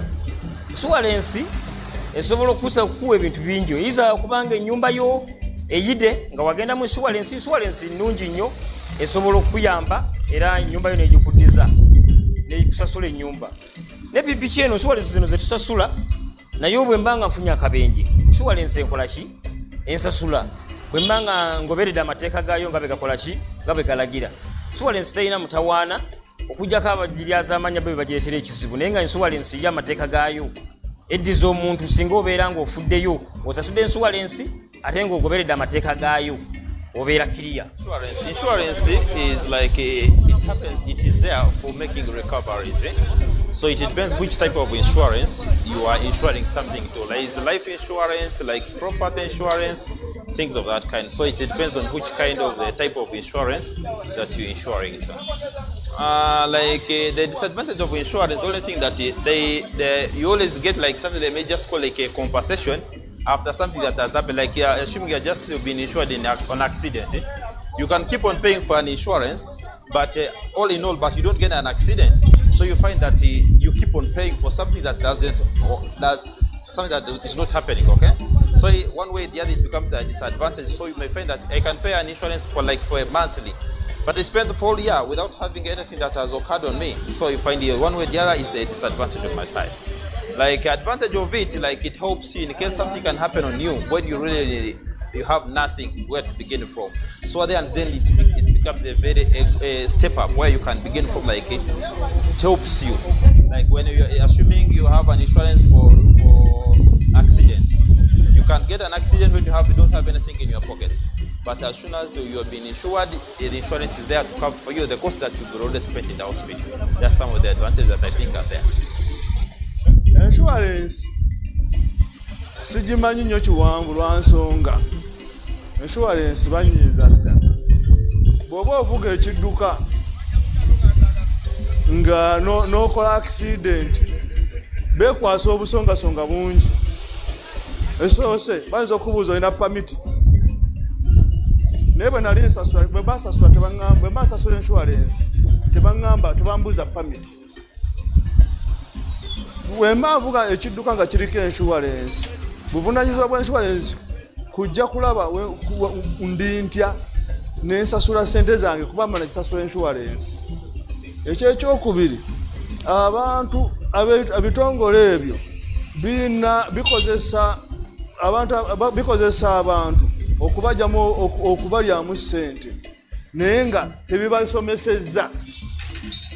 Ebitongole by'insurance ebisomesa abantu wabula kyo bwe kijja kigamba nti kakale epikiyo twagala insurance.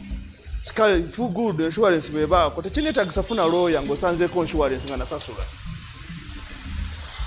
Bansasula ezange nenswalinga pikipiki yange oba motoka yange, nsanzeemu ekipa y'omwenge mu motoka.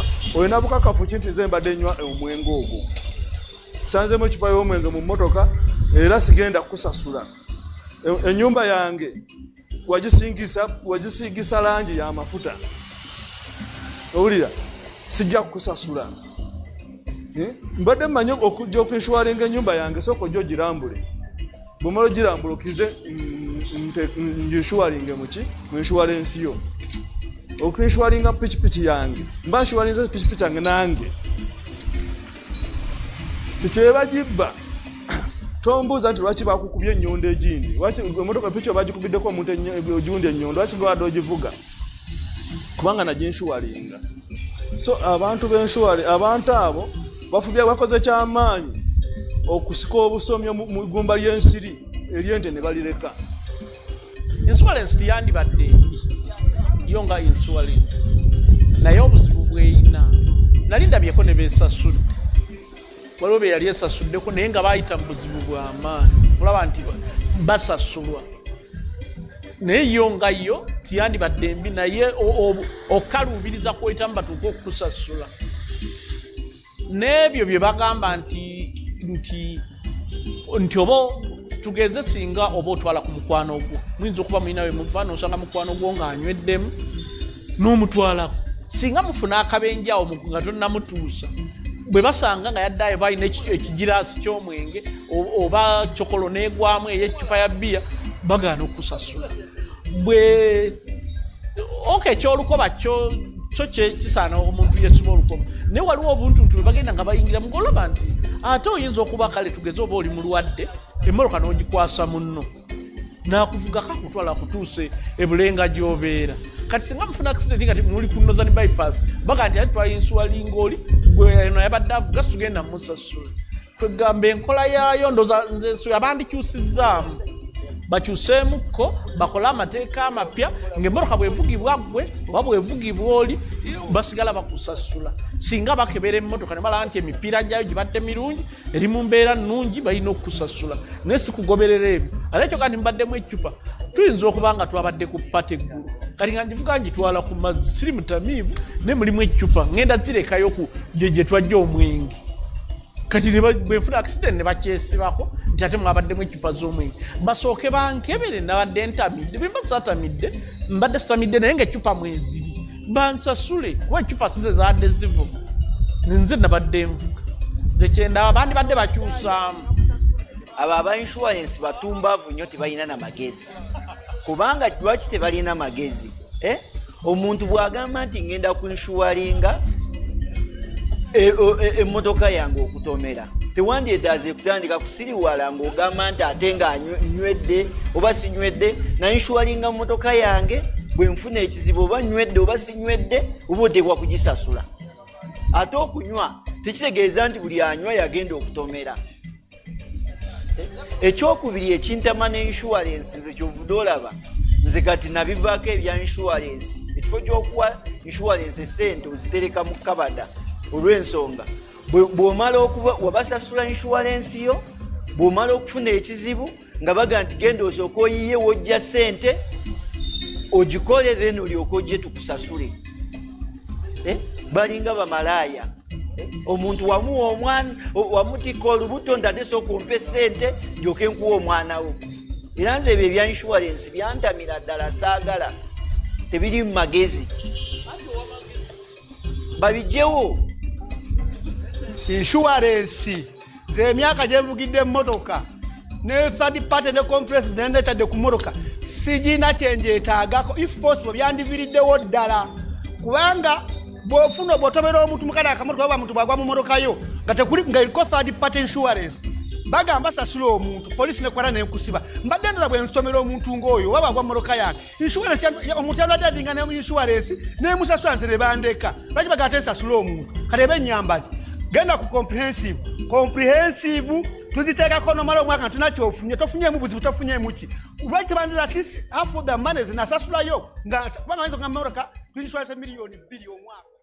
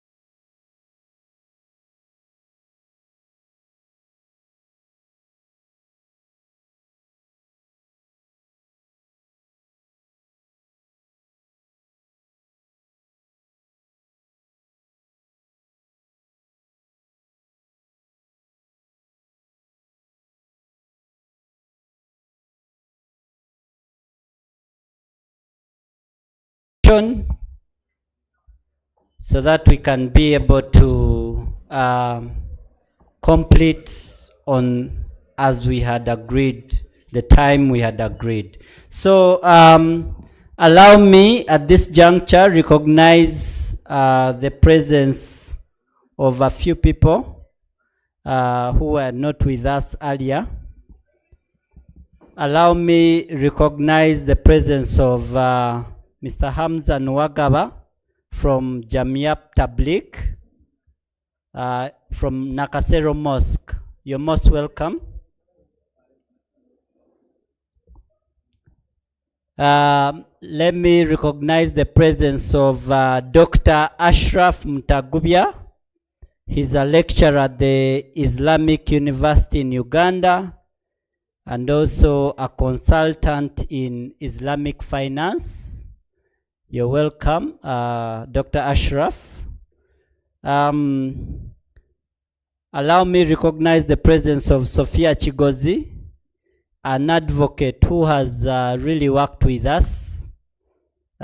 She's from Messrs Advocates and has hosted us on her X-Space in some of the Takaful engagements. But she's also a member of the Uganda Muslim Lawyers Association. You're very welcome. Allow me recognize the presence of Irene from the Office of the Attorney General. Thank you for coming, and thank you for your support in coming up with this regulation. So I want to introduce our next speaker. For those who are still out having tea, please come in. You can have working tea as we continue our program. Our next speaker is going to give us a very interesting presentation. She's our own from here, the Insurance Regulatory Authority. She's our Director Legal and Secretary to the Board of the Insurance Regulatory Authority. She has ably led the team, the drafting team, to come up with these regulations, and she's going to present about the regulations. Please allow me welcome Mrs. Francesca Kakoza.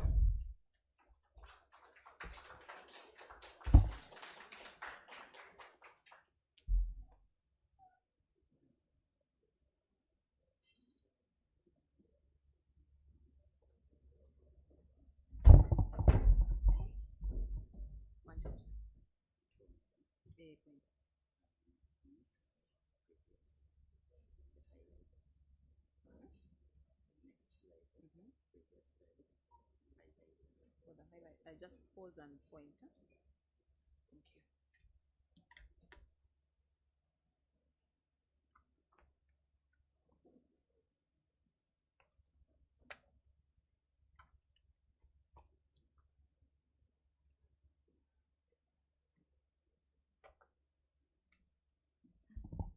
Ladies and gentlemen, good morning. Good morning. We've just had breakfast. I thought that would be a stronger one. Good morning, ladies and gentlemen. Okay. I would like to welcome you to this workshop where we engage you as stakeholders and take you through our regulations, but also the industry that we are, through Takaful and Retakaful, which we are launching today. Thank you so much for coming, and I know that when you leave here, you'll be much more advised and able to go out to the industry and set up Takaful institutions or Takaful windows. Before I start my presentation, I would like to recognize my team that worked tirelessly on these regulations and got them out within record time. We usually take a lot of time getting regulations through, but this time we really tried. And so let me recognize our manager, Regulations, Drafting and Compliance, Mrs. Ethel Mulondo. Our senior officer, Regulations, Drafting and Compliance, Mike Onjenga. and our legal officer, regulations, drafting and compliance, Gerin Magezi. The legal department has 17 members, but though that's the core team that worked on these regulations and has also been very instrumental in organizing this workshop that is bringing the regulations to you. Of course, we didn't work separately. We work with everyone in IRA, but most of all, we worked with the supervision team headed by Director Bernard Obel. I know he will introduce his team because he's going to speak to you again later on. So thank you so much, Ethel, and your team for the work that went into these regulations. I would also like to appreciate the Ministry of Finance. I know, I'm not certain there's a representative here, but of course the ministry is the one that approves these regulations. And of course the drafters, the Ministry of Justice. Irene, you're very welcome. And thank you so much for the support you gave us in issuing out, in drafting, but also the approval process for these regulations. Thank you so much, we appreciate. Okay, so I'll go directly into the presentation. My task today is to talk about the regulations. What is in there, what you should expect in the regulations, as well as your compliance obligations. Of course, this is not in isolation. This is for those that are going to apply for the Takaful window and also the Takaful operator's license. So, but that said, this is also applicable to everyone because this is what is going to regulate Takaful insurance in Uganda. So just a brief introduction. I know we put executive summary, but that's not it. So just a brief introduction. Michael talked about where we've come from. We came from afar. Introduction of Islamic insurance did not just start with the insurance industry. We started with the banking industry actually coming up to change their Financial Institutions Act 2004 to incorporate Islamic banking. Now, like Michael said again, we need an ecosystem for Islamic banking. They could not survive alone. And so a lot more was done subsequently to introduce Islamic insurance. So when Islamic banking was introduced, we also were doing a lot of work towards coming up with Takaful regulations, but that was what started the whole process. And now we are here. And like you've been told, we've licensed our first Takaful operator, that is Tamini Bank. I don't know if we have any representatives from here, but also we also have other institutions that are offering Islamic finance products, so really going deep into Islamic finance, and that's the Microfinance Support Center that Doctor talked about. I was actually there when we started the journey of Islamic finance. As well as, of course, we have Salam Bank, which is the #1 bank for Islamic banking. So there's a lot that has been done. It is still a nascent industry, but there's a lot that has been done. And now that we have launched, we are going to go far ahead.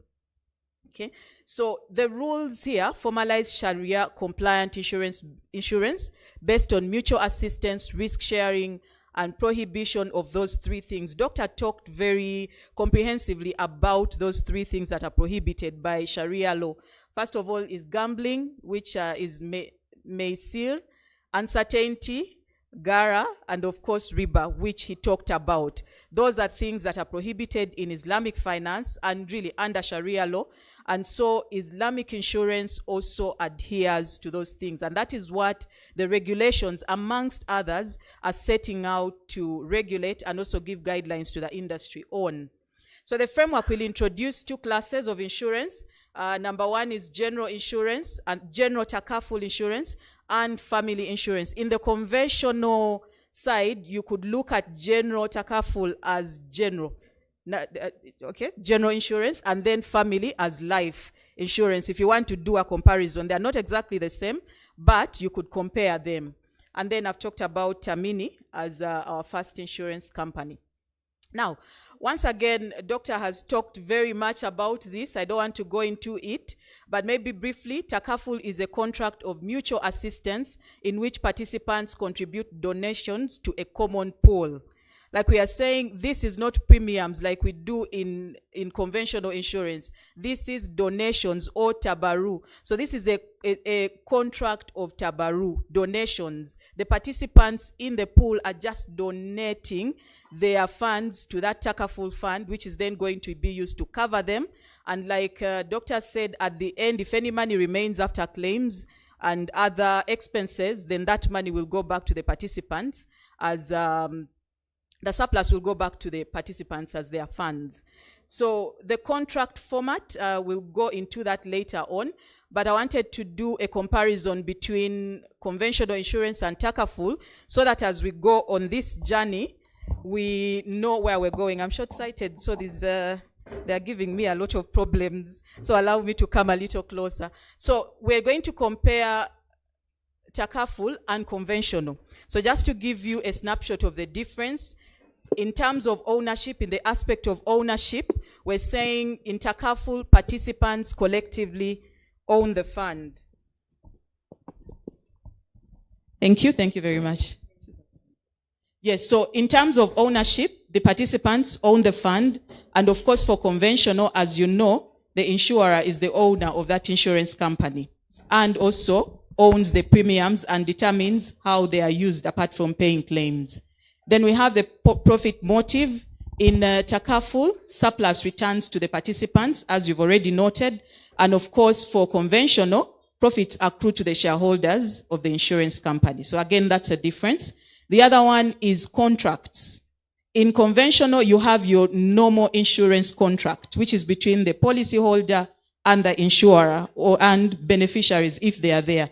But here, what we have are two types of contracts. We have the Wakala contract and the Mudaraba contract. Doctor talked about those, but I'll also go into them later on. Now, in terms of prohibitions, whereas there might not be so many in conventional insurance, of course, the principles apply in conventional insurance, but in terms of prohibitions, in Takaful, we have those that I talked about already, the uncertainty, the gambling, which is not allowed, and of course, the interest, which again was addressed earlier. Then in terms of risk, when you're talking about a Takaful contract, it is risk sharing, not risk transfer, like we have for conventional. So for conventional, you have the policyholder, transferring your risk to the insurer. But in Takaful, what we have is risk sharing. It's us participants sharing our risks together in terms of mutual assistance, solidarity, and brotherhood. Okay, so I hope we have... in addition to what has already been said, we have a proper difference in terms of those two contracts. This, Michael already talked you through the journey where we came from, 2018. We're now in 2025.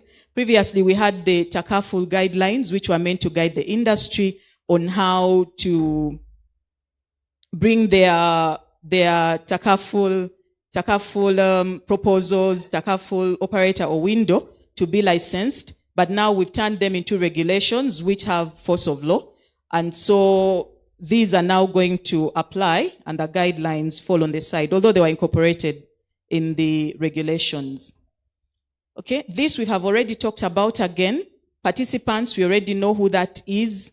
Contribution, we already talked about that. Contributions from the participants as opposed to premiums. We talked about the Takaful fund, where the contributions that are given by the participants go. There must be a fund where they're collected.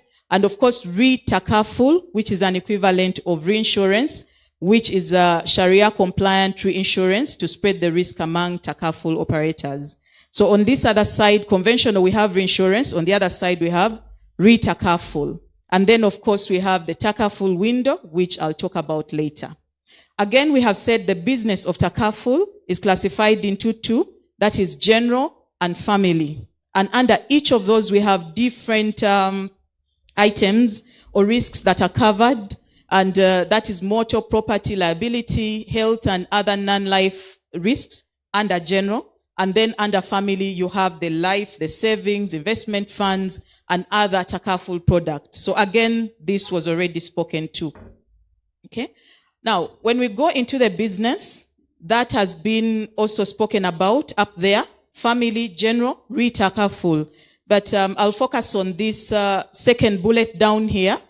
when we license Takaful players, what we're doing is we're going to license a Takaful operator, and that is an institution starting from the beginning. In other words, you've not been doing any insurance business. You want to do Takaful insurance, so you come to us and we'll license you in accordance with the licensing requirements provided in the regulations. And then we have a window. Now, the window is for the conventional players, those that are doing conventional insurance, but would like to venture into Takaful insurance. So the window is there for you. You can establish what we call a window so that in your business, you establish that unit for Takaful and of course ensure that it's compliant with everything that's required under Sharia law. Okay. So again, going now to the different people we are licensing or different players, this is all in the regulations. Now, for a Takaful operator, like we've said, you're starting from the beginning. You're going to do Takaful insurance. You're coming to IRA to get an operator's license like Tamini has done.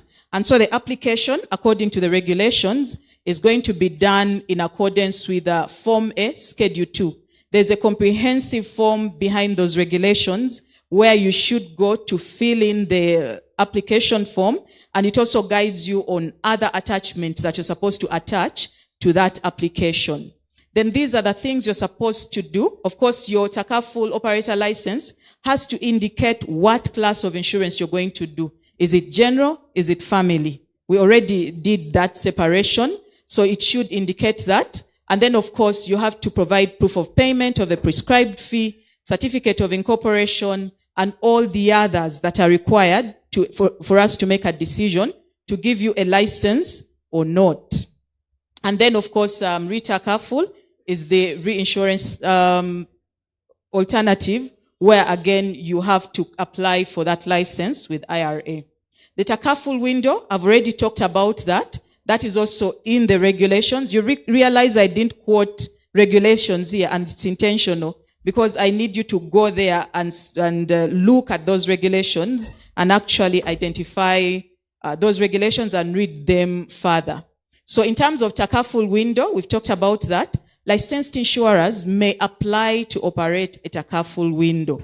And from what we've had, I think you had the video that was showing before. I'm certain most of those people will run to Takaful because they know they are going to be compensated, but also get part of the surplus at the end of the day.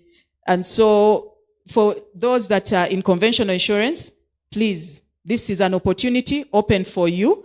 And of course, if you do decide to open up a Takaful window in your conventional insurer, these are the applying requirements. First of all, you have to have separate accounting for your conventional business and for the Takaful business. Then second, your governance and compliance has to be different, because this is Sharia compliance. It's a different ballgame from conventional.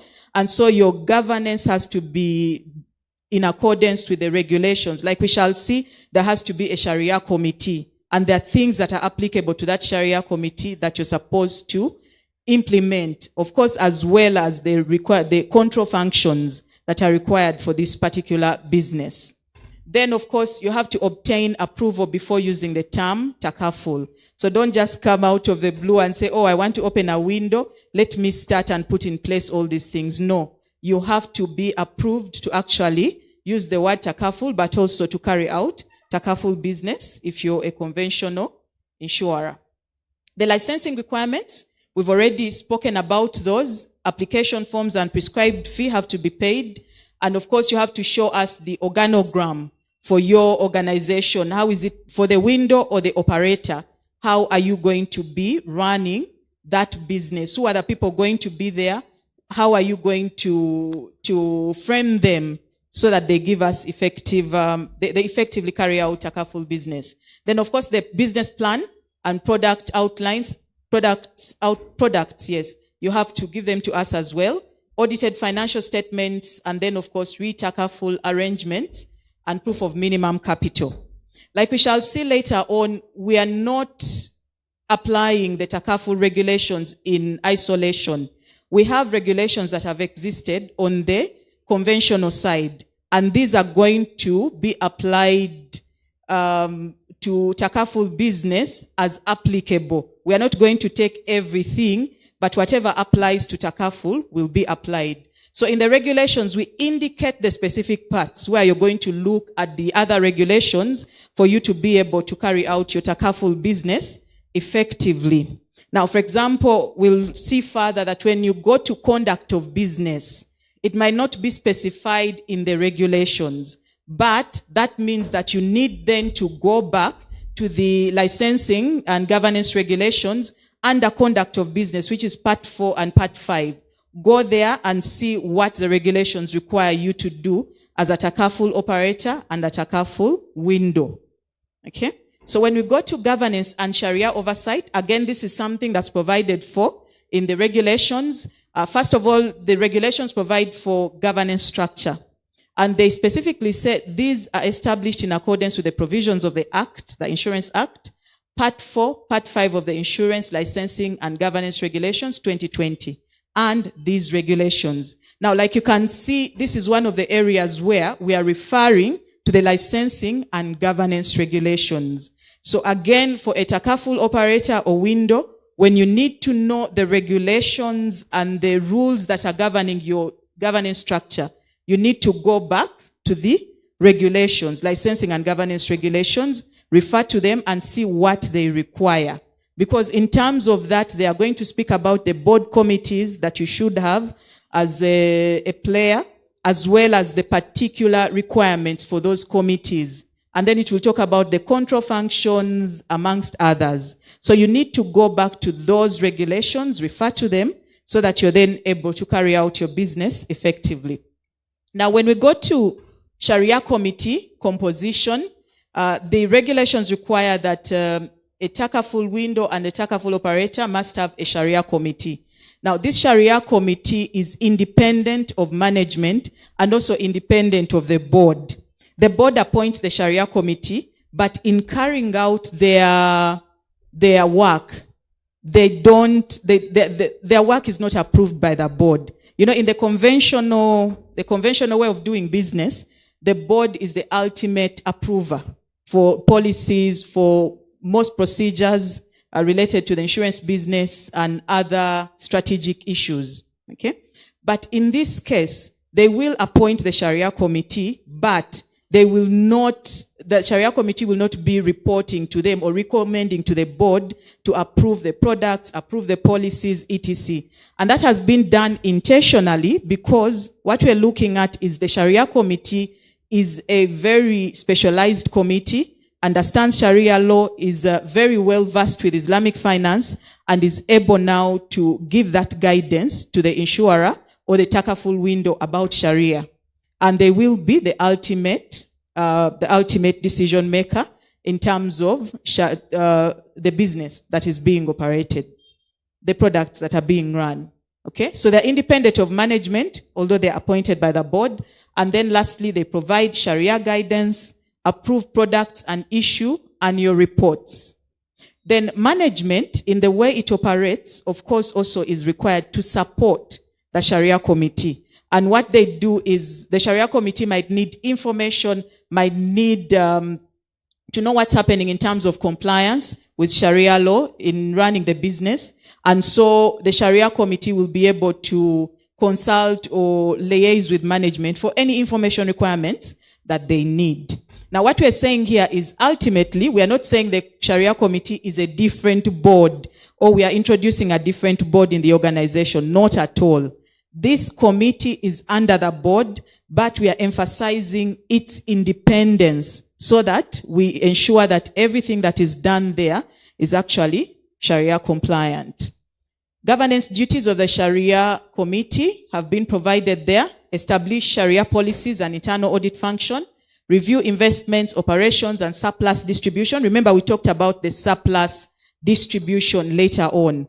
And when you go to the regulations, you'll also note that when it comes to distribution, there must be an agreement between the operator or the window and the participants. So that agreement and what goes in there is also looked at by the Sharia committee and, of course, approved by the authority. So that is the Sharia committee.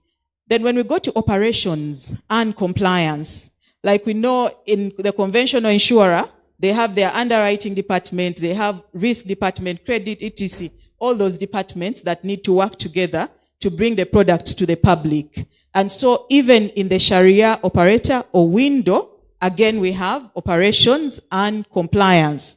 Now, one of the things we talked about is when the participants bring their donations, when they decide to cooperate and work together for mutual assistance and solidarity and brotherhood, they are cooperating to have that money placed somewhere so that it caters for their claims, but also other expenses. And any surplus can then come back to them, especially if that surplus also involves that the money has been invested, there is a profit, something is coming back to them. So we have the fund, a Takaful fund that is operated by the operator or the window.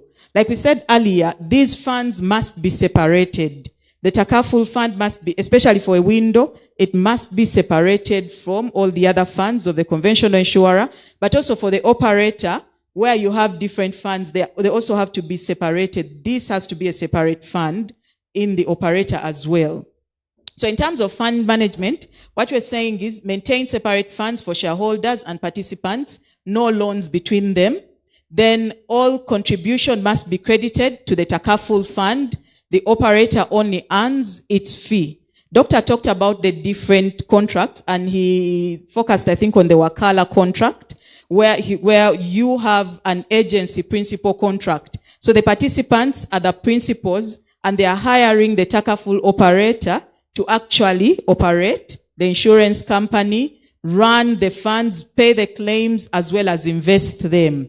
So where you have a Wakala model, what we are saying here is you have to credit all the contributions to the Takaful fund. The operator is only going to earn a commission or a fee out of this, okay?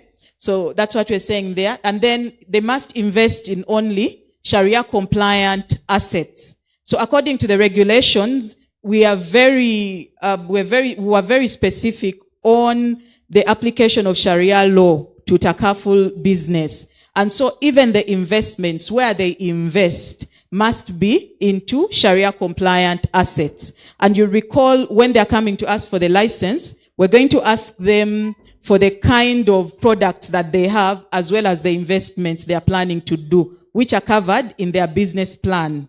So those investments, we shall look at them also as IRA and ensure that they are Sharia compliant. So this fund or window must invest in Sharia compliant products. Like you had, I think Michael mentioned, Capital Markets Authority is already coming up with their own Sharia compliant investments. I think you called them sukuk, huh? Sukuks, yes. So they already have the investments there. Even the banks are also coming up with savings accounts. I think Finance Trust has a halal savings account. So many other operators are coming up with different Sharia compliant assets where our insurers can invest. Like we said, a written agreement governs surplus distribution and deficit recovery. Now, in accordance with the regulations, this written agreement that governs the surplus distribution must be approved by IRA.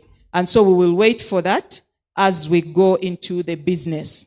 Now, the other one in terms of compliance and operations is disclosure and reporting. Again, the regulations are very specific on requiring disclosure and reporting. The number one disclosure requirement is the Sharia operator or Takaful operator or window must disclose in its marketing materials, in every communication that it makes, that it's Takaful licensed. It has been licensed by IRA to actually carry out Takaful business, just like the conventional insurers do.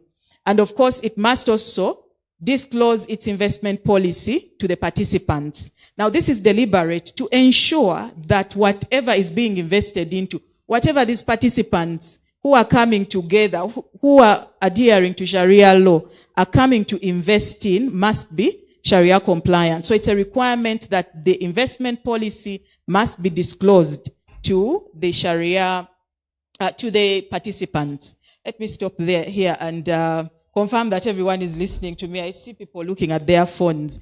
We need to get this information. Please, all eyes should be here. I'm requesting so that we go into this business with all the information that we need. So we talked about the separate accounts already, as well as the internal Sharia review, prepare annual Sharia reports. These are all disclosure and reporting requirements of a Takaful and a Takaful operator and window. And of course, they are required to file quarterly and annual returns, audited financials, as well as Retakaful arrangements on a quarterly basis to IRA. So again, our supervisory mechanism will be looking into this business as well to ensure that it continues to be a going concern, but also that the business continues to be Sharia compliant. And then, of course, the other one is promptly notify the authority of any material breach or deficit. This is for the window or the Takaful operator. We're coming towards the end. Now, we now move to conduct of Takaful or Retakaful business. Now, again, when you look at the conventional insurance regulations, which is the licensing and governance and all the others, we have principles that govern conduct of business. And Doctor spoke about them. These include integrity, due skill and care, transparency, fair treatment of clients, data protection, fairness and accuracy in communication, amongst others. So there are various obligations that govern the conduct of Takaful business and Retakaful. And like you've seen here, they refer you to Part 4 of the Insurance Licensing and Governance Regulations for how the business is supposed to be conducted. So let us not run there thinking Takaful is less regulated. No. Even as you carry out that business through a window or operator, you must adhere to these principles of good business under insurance laws. And that refers you to Part 4 of the regulations. Of course, capital adequacy, again, it has already been spoken to. When we are carrying out this business, we must ensure that we have the minimum capital required as well as the ongoing capital requirements. Now, for that, the regulations refer you to the insurance capital adequacy and prudential requirements under Regulations 2025. We've just issued out the amended ones. They're available on our website. Again, for purposes of capital adequacy, minimum capital, refer to those particular regulations. Okay. Then disclosures continued, approval and license to carry out. Okay, this is what we are talking about, the continuing obligations and conduct of business that you must disclose in your letterheads, your communications, that you're carrying out Takaful business that is licensed by IRA, and of course, all these other ones. Distribution of surplus or deficit to be via a written agreement. We've talked about that. And then, of course, core obligations on investments. Again, that is something we've talked about. Whatever investments you're putting that money in, money from the Takaful fund in, must be Sharia compliant. And we have many of those across. They might not be within the financial services industry, they might be somewhere else, but they must be Sharia compliant. That is a requirement. Then there's a critical issue there that we put in that red box, which is recharacterization. And that is in Regulation 3. What we're saying here is the authority may, in compliance with Sharia, recharacterize arrangement or regulatory requirement under conventional insurance to be an equivalent arrangement or regulatory requirement under Takaful business. So what we're saying here is we might find that there's an area of Takaful business that comes up. We didn't regulate it in the current Takaful regulations or the previous, not the previous, but the conventional, what you'd call the conventional regulations. What we're saying here is if there's a gap in the Takaful business and in the conventional there is an equivalent that we can borrow from, we are going to borrow from there and apply it to Takaful business as long as whatever we are borrowing from the other side is Sharia compliant. So this is really meant to allow us to provide for those gaps that might come up. Because like we're saying, this is a new business. We're doing it for the first time. Yes, it has been done worldwide. But as you've seen the gross written premiums that I think Doctor talked about, $36.6 billion US. the global premiums. Again, compared to conventional, that is still small. So that means all of us are still learning. There's opportunity for learning. So in case there's a gap in the way we are regulating the business here, and there's an equivalent that we can borrow from on the other side, we will borrow it, bring it here, but we have to ensure that it's Sharia compliant. But again, even before we recharacterize, we will be engaging the industry like we usually do. So please take note of that recharacterization so that when it happens, we are aware. So I think that brings me to the end of the regulations. This is just the first licensed person. In terms of next steps for the regulations, by the way, the regulations are small. This is to assure everyone here. The regulations are really small. You can read them within 15 minutes and finish them. So I would really encourage us to go through and read them, but don't read them in isolation. Read them with the licensing and governance regulations, as well as all the other laws and regulations within the insurance industry. And so in terms of next steps, what we're doing now is we are inviting you to come and be licensed as Takaful operators or windows for the conventional insurers. And then, of course, we've rolled out the first stakeholder workshop. We're going to keep training the industry in terms of Takaful business and its conduct, as well as monitoring market impact. We're going to go out there, market Takaful, and ensure that we have more people actually signing on to be policyholders under Takaful. So that's the end of my presentation. Thank you so much. I hope we are better informed now about the regulations. Thank you.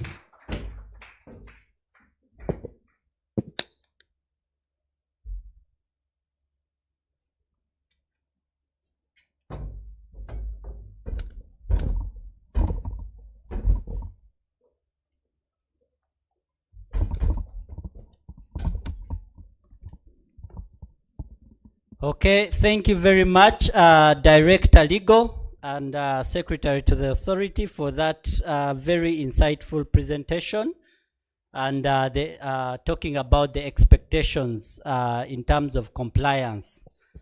So I think she has emphasized the need for Sharia compliance, maintaining the ethical values that Professor talked about, and also the maintaining the independence of the Sharia committee and separation of funds.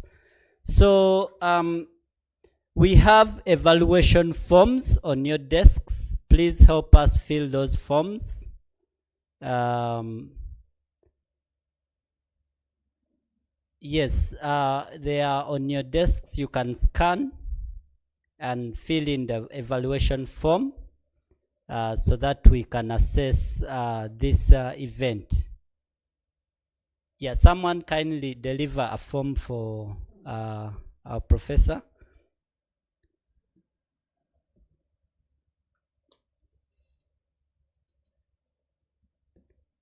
Yeah, so at this juncture, allow me introduce the next speaker for our last presentation today. He's our technical director. He's the Director Supervision at Insurance Regulatory Authority of Uganda, and he's going to tell us the expectations in terms of licensing. What do you need to be licensed as a Takaful operator or as a Takaful window? So allow me introduce Mr. Bernard Bell to come and speak to us about licensing of Takaful. Thank you very much.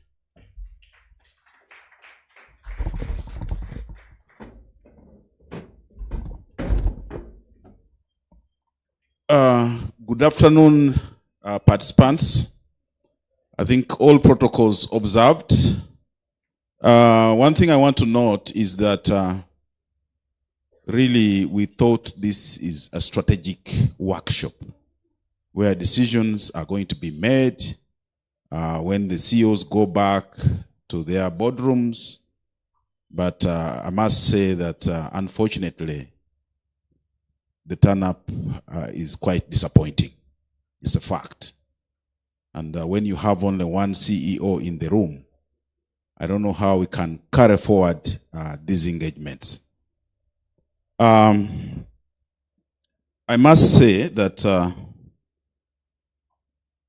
most of the things I was going to talk about have been covered, basically. I don't want to start repeating myself like a parrot, but I think I'll just go to the last stage, to the last. Where is it? A minute. Yeah. But let me take this opportunity to also recognize my team. We have Kadu Mukasa, who has been the chairman of the Takaful committee. He also led the team to Malaysia. He was trained in Malaysia. And then we also have Salim Kakoza, who's our financial analysis. And when we receive the returns, he does the analysis. Go to the last page. So most of the issues, like I've said, have been covered. So we are just going to the last stage. Just go to the last one.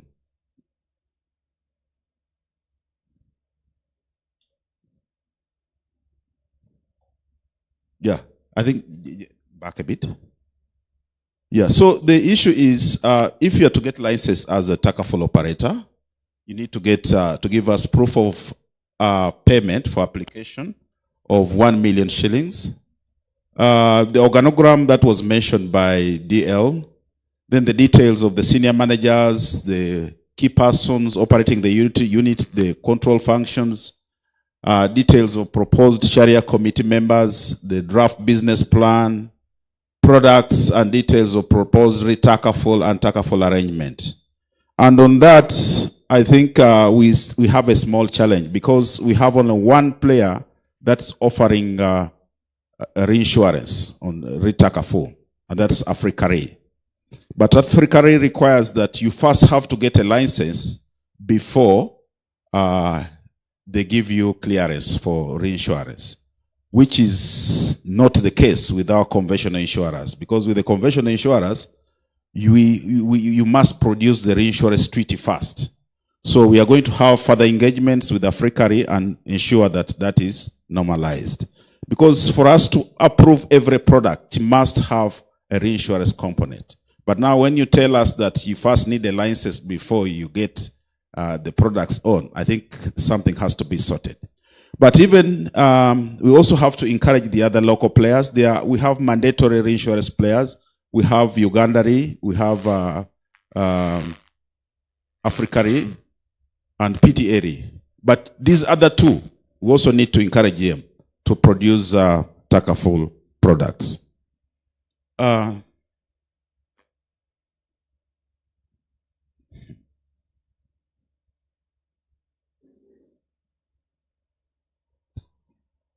Anyway, then the last slide is about a window where I thought we would discuss with the CEOs of the industry, because for them to introduce Takaful, it's much more easier than starting a new company, because you just need a window, you need a product to be approved, you need reinsurance, the capital is already there. They only have to pay 1 million shillings for that. But we have had engagements already with the industry players. Some of them have it in their strategic plan. I know one of them, they told us that they would be coming to us for that window.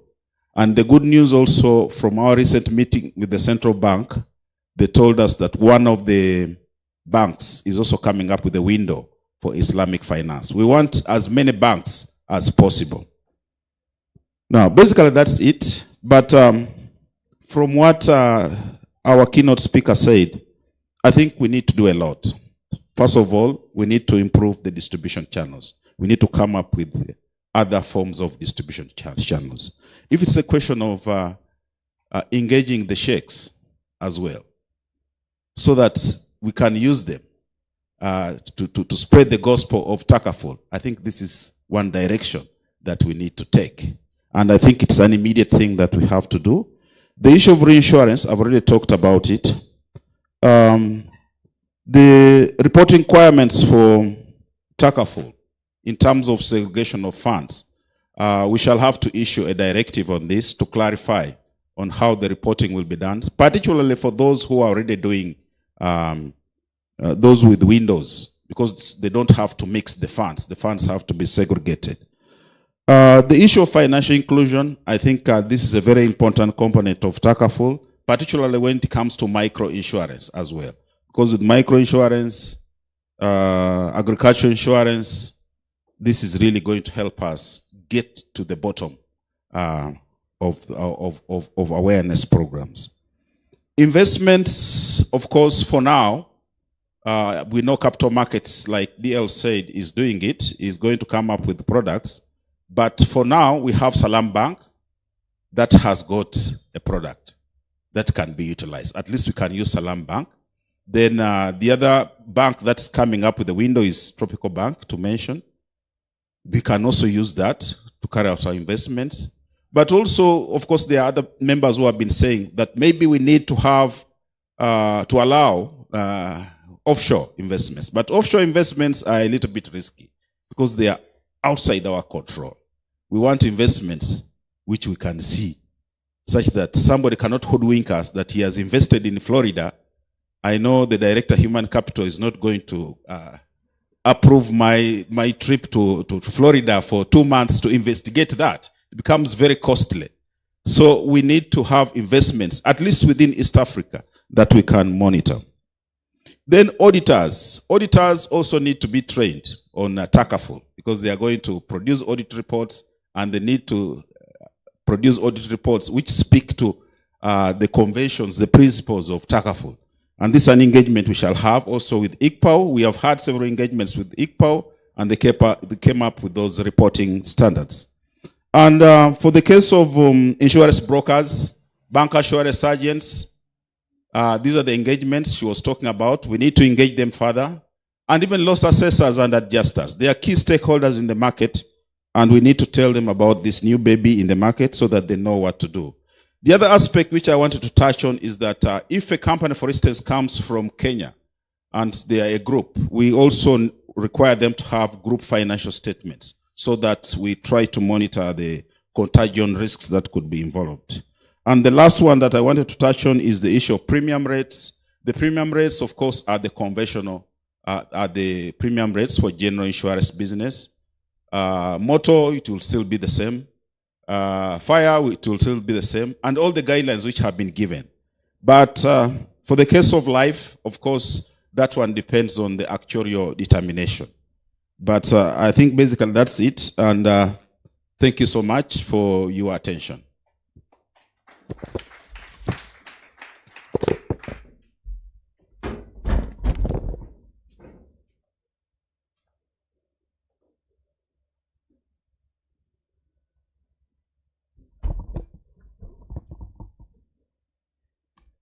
Yeah, thank you, Director Supervision, Mr. Bernard Bell, for that presentation. We are going into our last event of the day, which is the question and answer session. I'm sure you have a lot of questions, and we have a lot of knowledge in the room. Please take this opportunity to ask your questions. We have scholars. We have technical people, the likes of Mr. Kadu, the manager supervision. We have legal people. So kindly ask your questions. I'll invite Madam Ethel Mulondo, who is the manager legal, to manage the session.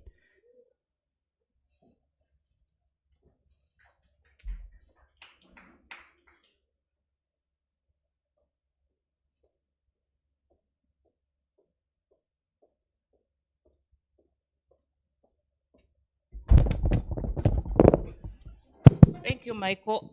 Without further ado, I know we all have burning questions. So we're going to take about 5 to 6 questions so that we don't beat our time. Okay? We can start with the first ones. Okay? Fatuma?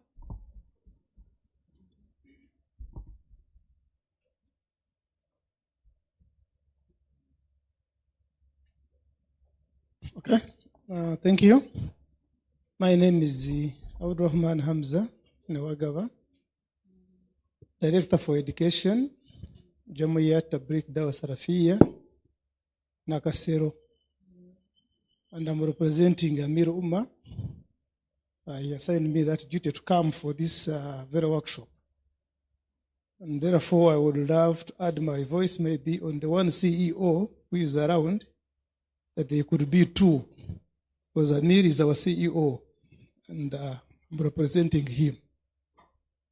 My question goes to the issue of schools as a director of education. Especially these are the people proprietors and directors of schools. I engage them a lot, and they have issues with their uncertainties and their operational challenges. Now, those investors, if I'm ready to work on them and give them this product of Takaful, how or where do we begin from, other than the operational businesses that we look into? What is their product and our regulation? Thank you. Okay, thank you so much. Yes, I do understand that so many of us are representing various CEOs, so that has been taken care of and it's noted. Okay, any other questions? Yes, Sophia? Thank you very much. Ethel, my name is Sophia Chigozi. I'm a legal practitioner. Mine is about strategy. What is the Insurance Regulatory Authority's strategy as far as ensuring that everyone in this country and beyond understands what Takaful is, to inform their decision to consume it? Thank you. Any other? Okay, I'm going to let Bernard and Francesca respond to those questions respectively. Bernard, let me bring the mic to you. Yes, good afternoon.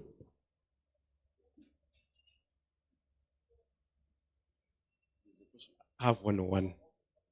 My name is Nathan Laka. Yes, Nathan. I work with Light Events, but I also work with Sanlam Allianz as an insurance agent. My question is about the agents part of it. Is Takaful going to have agents who be earning commissions like the other insurance sector we are in?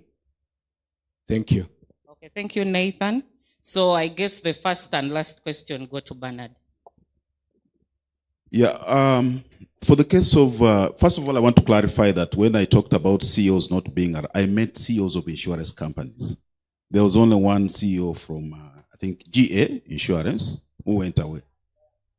Of Alliance, yeah. Yeah, so I think that one we have noted because we really want them to be here so that they can have windows for Takaful.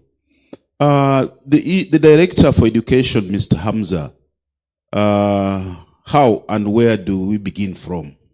Of course, the first thing is that we have Tamini. Tamini is now a principal.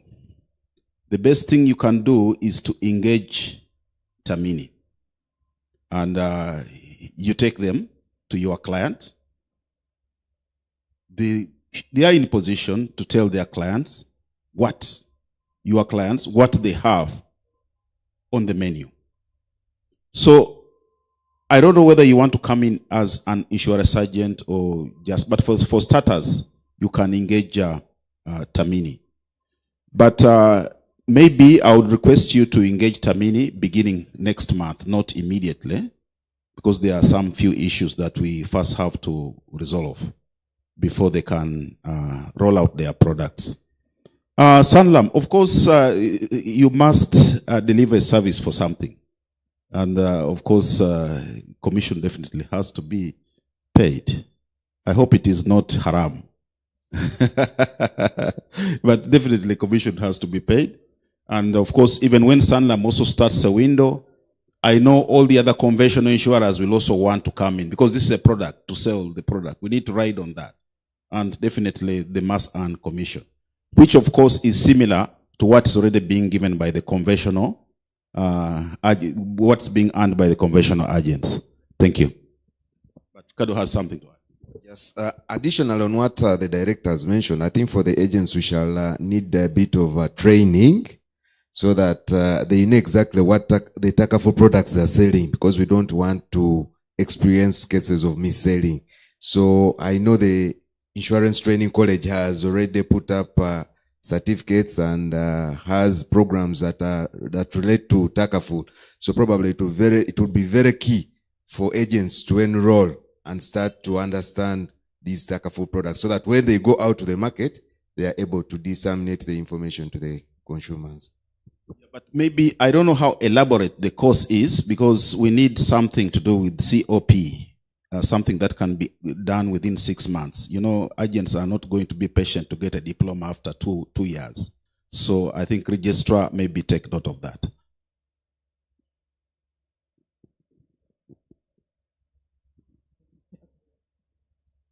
Okay. Sophie, you asked about the strategy of the Insurance Regulatory Authority in terms of Takaful. I think for us, this is one of the key imperatives in the next 5 years. Even as we introduce it today or launch it today, it's going to be an imperative for us in our strategic plan. So some of the things we are looking at is market development and awareness. As you know, this journey has not started today. We started over 2 years ago to create awareness for Takaful, but also to increase our institutional capacity in terms of supervision and regulation of Takaful business. My colleague has talked about the collaboration, the partnerships with institutions in different countries, Malaysia inclusive, Sudan inclusive, and many others, even our regional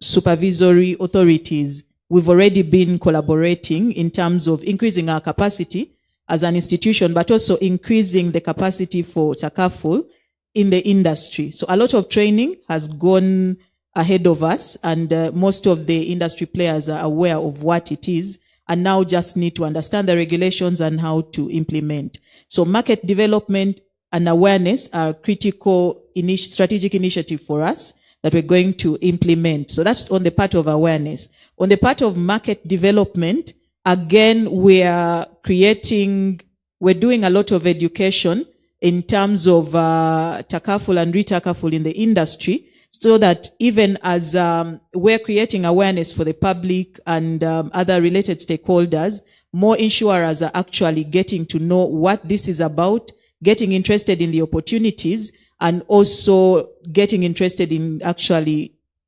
doing Takaful windows, and of course, bringing our people these products in insurance. So market development and awareness are key strategic initiatives. Secondly, in terms of the regulation and supervision, we have started the journey with the regulations, but we will not stop there. Like I said, it's a nascent industry for us. So there's going to be more areas, more opportunities for us to go back to the industry, engage you, and be able to come up with the relevant guidelines to guide the industry on how to roll out Takaful products, how to do Takaful business. So again, in terms of regulatory development and supervision, that is a strategic initiative for us where Takaful is concerned. The third one that I can talk about, and which is in our strategic plan, is digitization and of course innovation, which comes with it in terms of Takaful. So again, that is something we are looking at. And lastly, in terms of inclusion, micro Takaful products are also going to be a focus area for us to ensure that we don't stop just in the higher income levels, but we also come up with those micro products for Takaful, even as we are also focusing on micro insurance on the conventional side. So those are the 3 strategic initiatives that I can talk about, but there are many others that we're looking at because this is of interest to us as an institution to ensure that there's actually we increase uptake, but also interest in Takaful. Thank you. Okay, thank you so much, Francesca and Bernard. Any further questions? Yes, on the other table.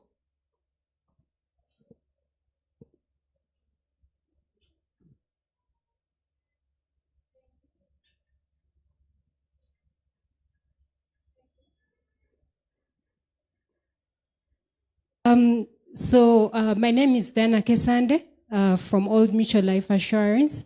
I have one question. It's in relation to reporting, financial reporting. Will the numbers be run on IFRS 17?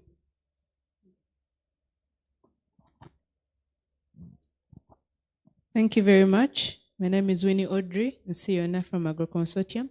What I'm asking or requesting, in light of the Sharia committee that is envisaged in the regulations, this committee is looking at 3 persons who have relevant skills, knowledge, experience with Sharia, with Takaful, and requesting to give a picture of the kind of people envisaged with having this experience, knowledge, skills that would constitute such committees.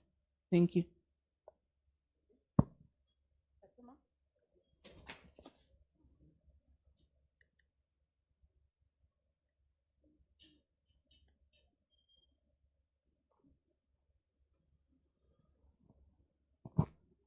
Thank you very much. My name is Kawemba Yakob. I work with National Insurance Corporation. Mine is a quick one to IRA. I've been one of those that have been to ITC, Takaful certificate program. But because IRA is going to be regulating these 2 industries, the convention and Takaful, I mean, what is your projection in terms of business threat to conventional partners? Because I understand, as a student, if someone understands Takaful, they'll never go back to conventional insurance. At the same time, we're fighting with the penetration for conventional insurance into the population, 0.something penetration still. So as we bring in a threat to the conventional counterpart, what is IRA planning to do in that direction? Thank you very much. Okay, let's take the 3 questions. I guess that was still going to Bernard and Kadu, and then Francesca will respond to the other. Thank you so much. I think the issue of knowledge and experience with Takaful, we expect these to be scholars. For the case of Salam, is it Tamini Bank? They did use they used the scholars that had already been approved by Salam Bank, and I think there were 3 or 4 of them. So these people are available, and some of them have been talking here. You can see the keynote speaker. He can be a very good member of the Sharia committee. There are several of them. Yeah, so they are not in short supply. And really, I don't think something that we should get worried about. The conventional insurance, what is IRA planning? You know, we live in a competitive world, and we are giving menus for people to, when you go to a hotel, you want to see chicken, you want to see, do you have whatever? So this is what we are providing. There are those, like the keynote speaker said, there are those who may not go for conventional insurance. They are not going to take conventional insurance because of their beliefs. So this offers an opportunity for us to take on those people. Now, even the conventional insurers may want to go in for Islamic because there is profit sharing. You know, I have been in this risk for 10 years. I've not gained anything. I need to get profit, and I'm going to get profit from. So it's a question of competition. So the conventional insurers also have to style up to see how they can also drag in the fight the Islamic, the Takaful insurance bid. The issue of IFRS 17, of course, that is a must. That compliance has to be there, and of course, it only has to be tweaked a bit. But IFRS 17 is here to stay and something that we need to really comply with. It's an international requirement. And I think basically that's it. Maybe Kadu has something to add. I think Director mentioned, I think for us as a regulator, we don't take it as a threat. It's we regard it as an opportunity, because based where we sit, we've noticed that the conventional insurance has had a bit of challenges. You may agree with me that when we go for this awareness, the question has been, where do I benefit? I've been insuring with you for so many years. How do I benefit? But now the answers come. Takaful is there. You'll be able now to be sharing some of these profits that probably are accumulated. So it's an opportunity to us, and we really see that it's going to work and probably increase on the penetration of insurance in Uganda. Thank you so much. So it has come out clearly. We still have one more question. Just one. Okay. Thank you so much. A very good afternoon, members. Mine is not a question, but rather to supplement on what Director Francesca talked about as far as awareness is concerned. My name is Dumba Ibrahim Sulaiman from Insurance Training College. As ITC, we've done something in as far as creating awareness of Takaful is concerned. This year only, we rolled out 4 trainings in Takaful, which attracted over 500 members per training. And also, we embedded Takaful as an emerging area in all our course units that we teach at ITC. That is at certificate level and also at diploma level. And we didn't stop there. We worked with the National Curriculum Development Center. We incorporated insurance in O and A levels. And I want to assure you that we incorporated Takaful in O level and also in A level as an area. So that gives the sector comfort that at least now, even the young generation is also studying about Takaful at that level. And also we've worked with quite a number of universities where have incorporated again insurance content. And again, Takaful is among the area that we incorporated in the universities. So it's something that we believe at least the awareness is being created both in the sector and also outside the sector. Every year we train over 1,000 secondary school teachers. Still we train conventional and also the Takaful area because we believe it's an emerging area that we must sensitize. Thank you. Thank you so much, Mr. Dumba. He has made it very clear.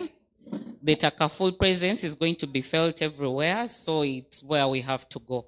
And about the insurers, please be comforted. The regulatory regime doesn't change so much. It just has to lean towards the Sharia principles. So most of those things are really going to stay the same. Now, we have come at the end of this training, and I'm going to invite the Director Legal and Secretary to the Authority, Mrs. Francesca Kakoza, to come and give us our closing remarks, parting shots. I know there is much we've carried from here today, Francesca.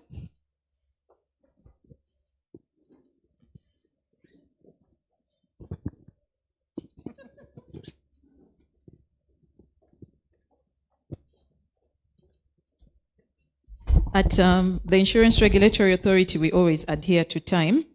My apologies before I start. We are just 7 minutes out of our time. But let me take this opportunity, ladies and gentlemen, to thank you so much for being patient with us in this workshop up to this time. We started at 9 a.m. You've been with us up to here. Thank you so much for coming, and thank you so much for the attention that you've given to Takaful.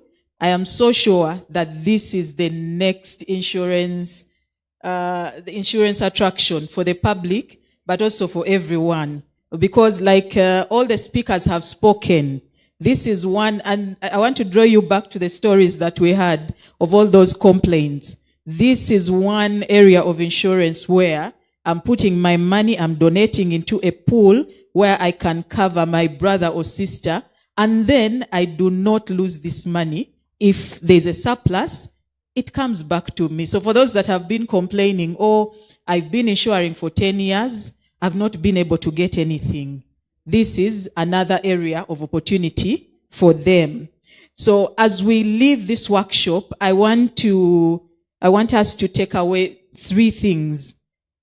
That Takaful is one of those things that IRA has introduced, not IRA, but also our ministry, which approved the regulations, and of course the government of Uganda is bringing this for financial inclusion. Like we have said, there are people that have not been able to take up insurance because it is conventional insurance. It doesn't agree with their religious principles. So this is something for you.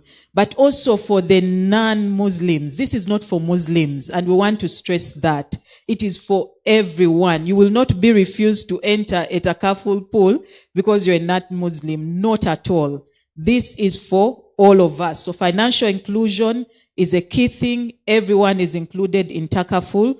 Do come up and take up the opportunity for the insurers and for the policy holders, prospective policy holders, come and take up the products as and when they are rolled out.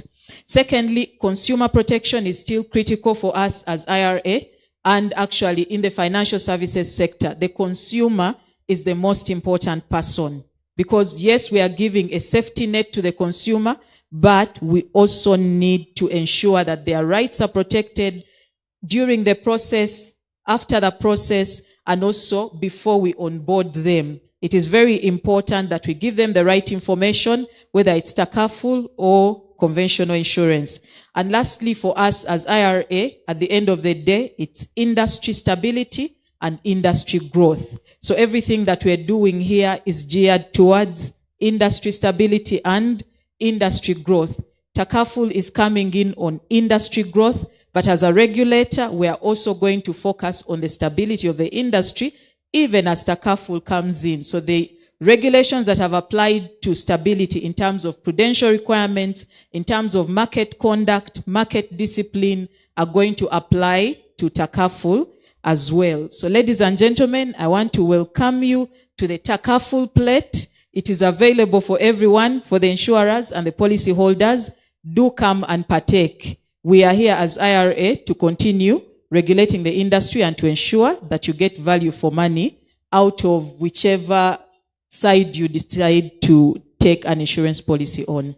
Thank you so much. I wish you a good rest of the day, and salam alaikum.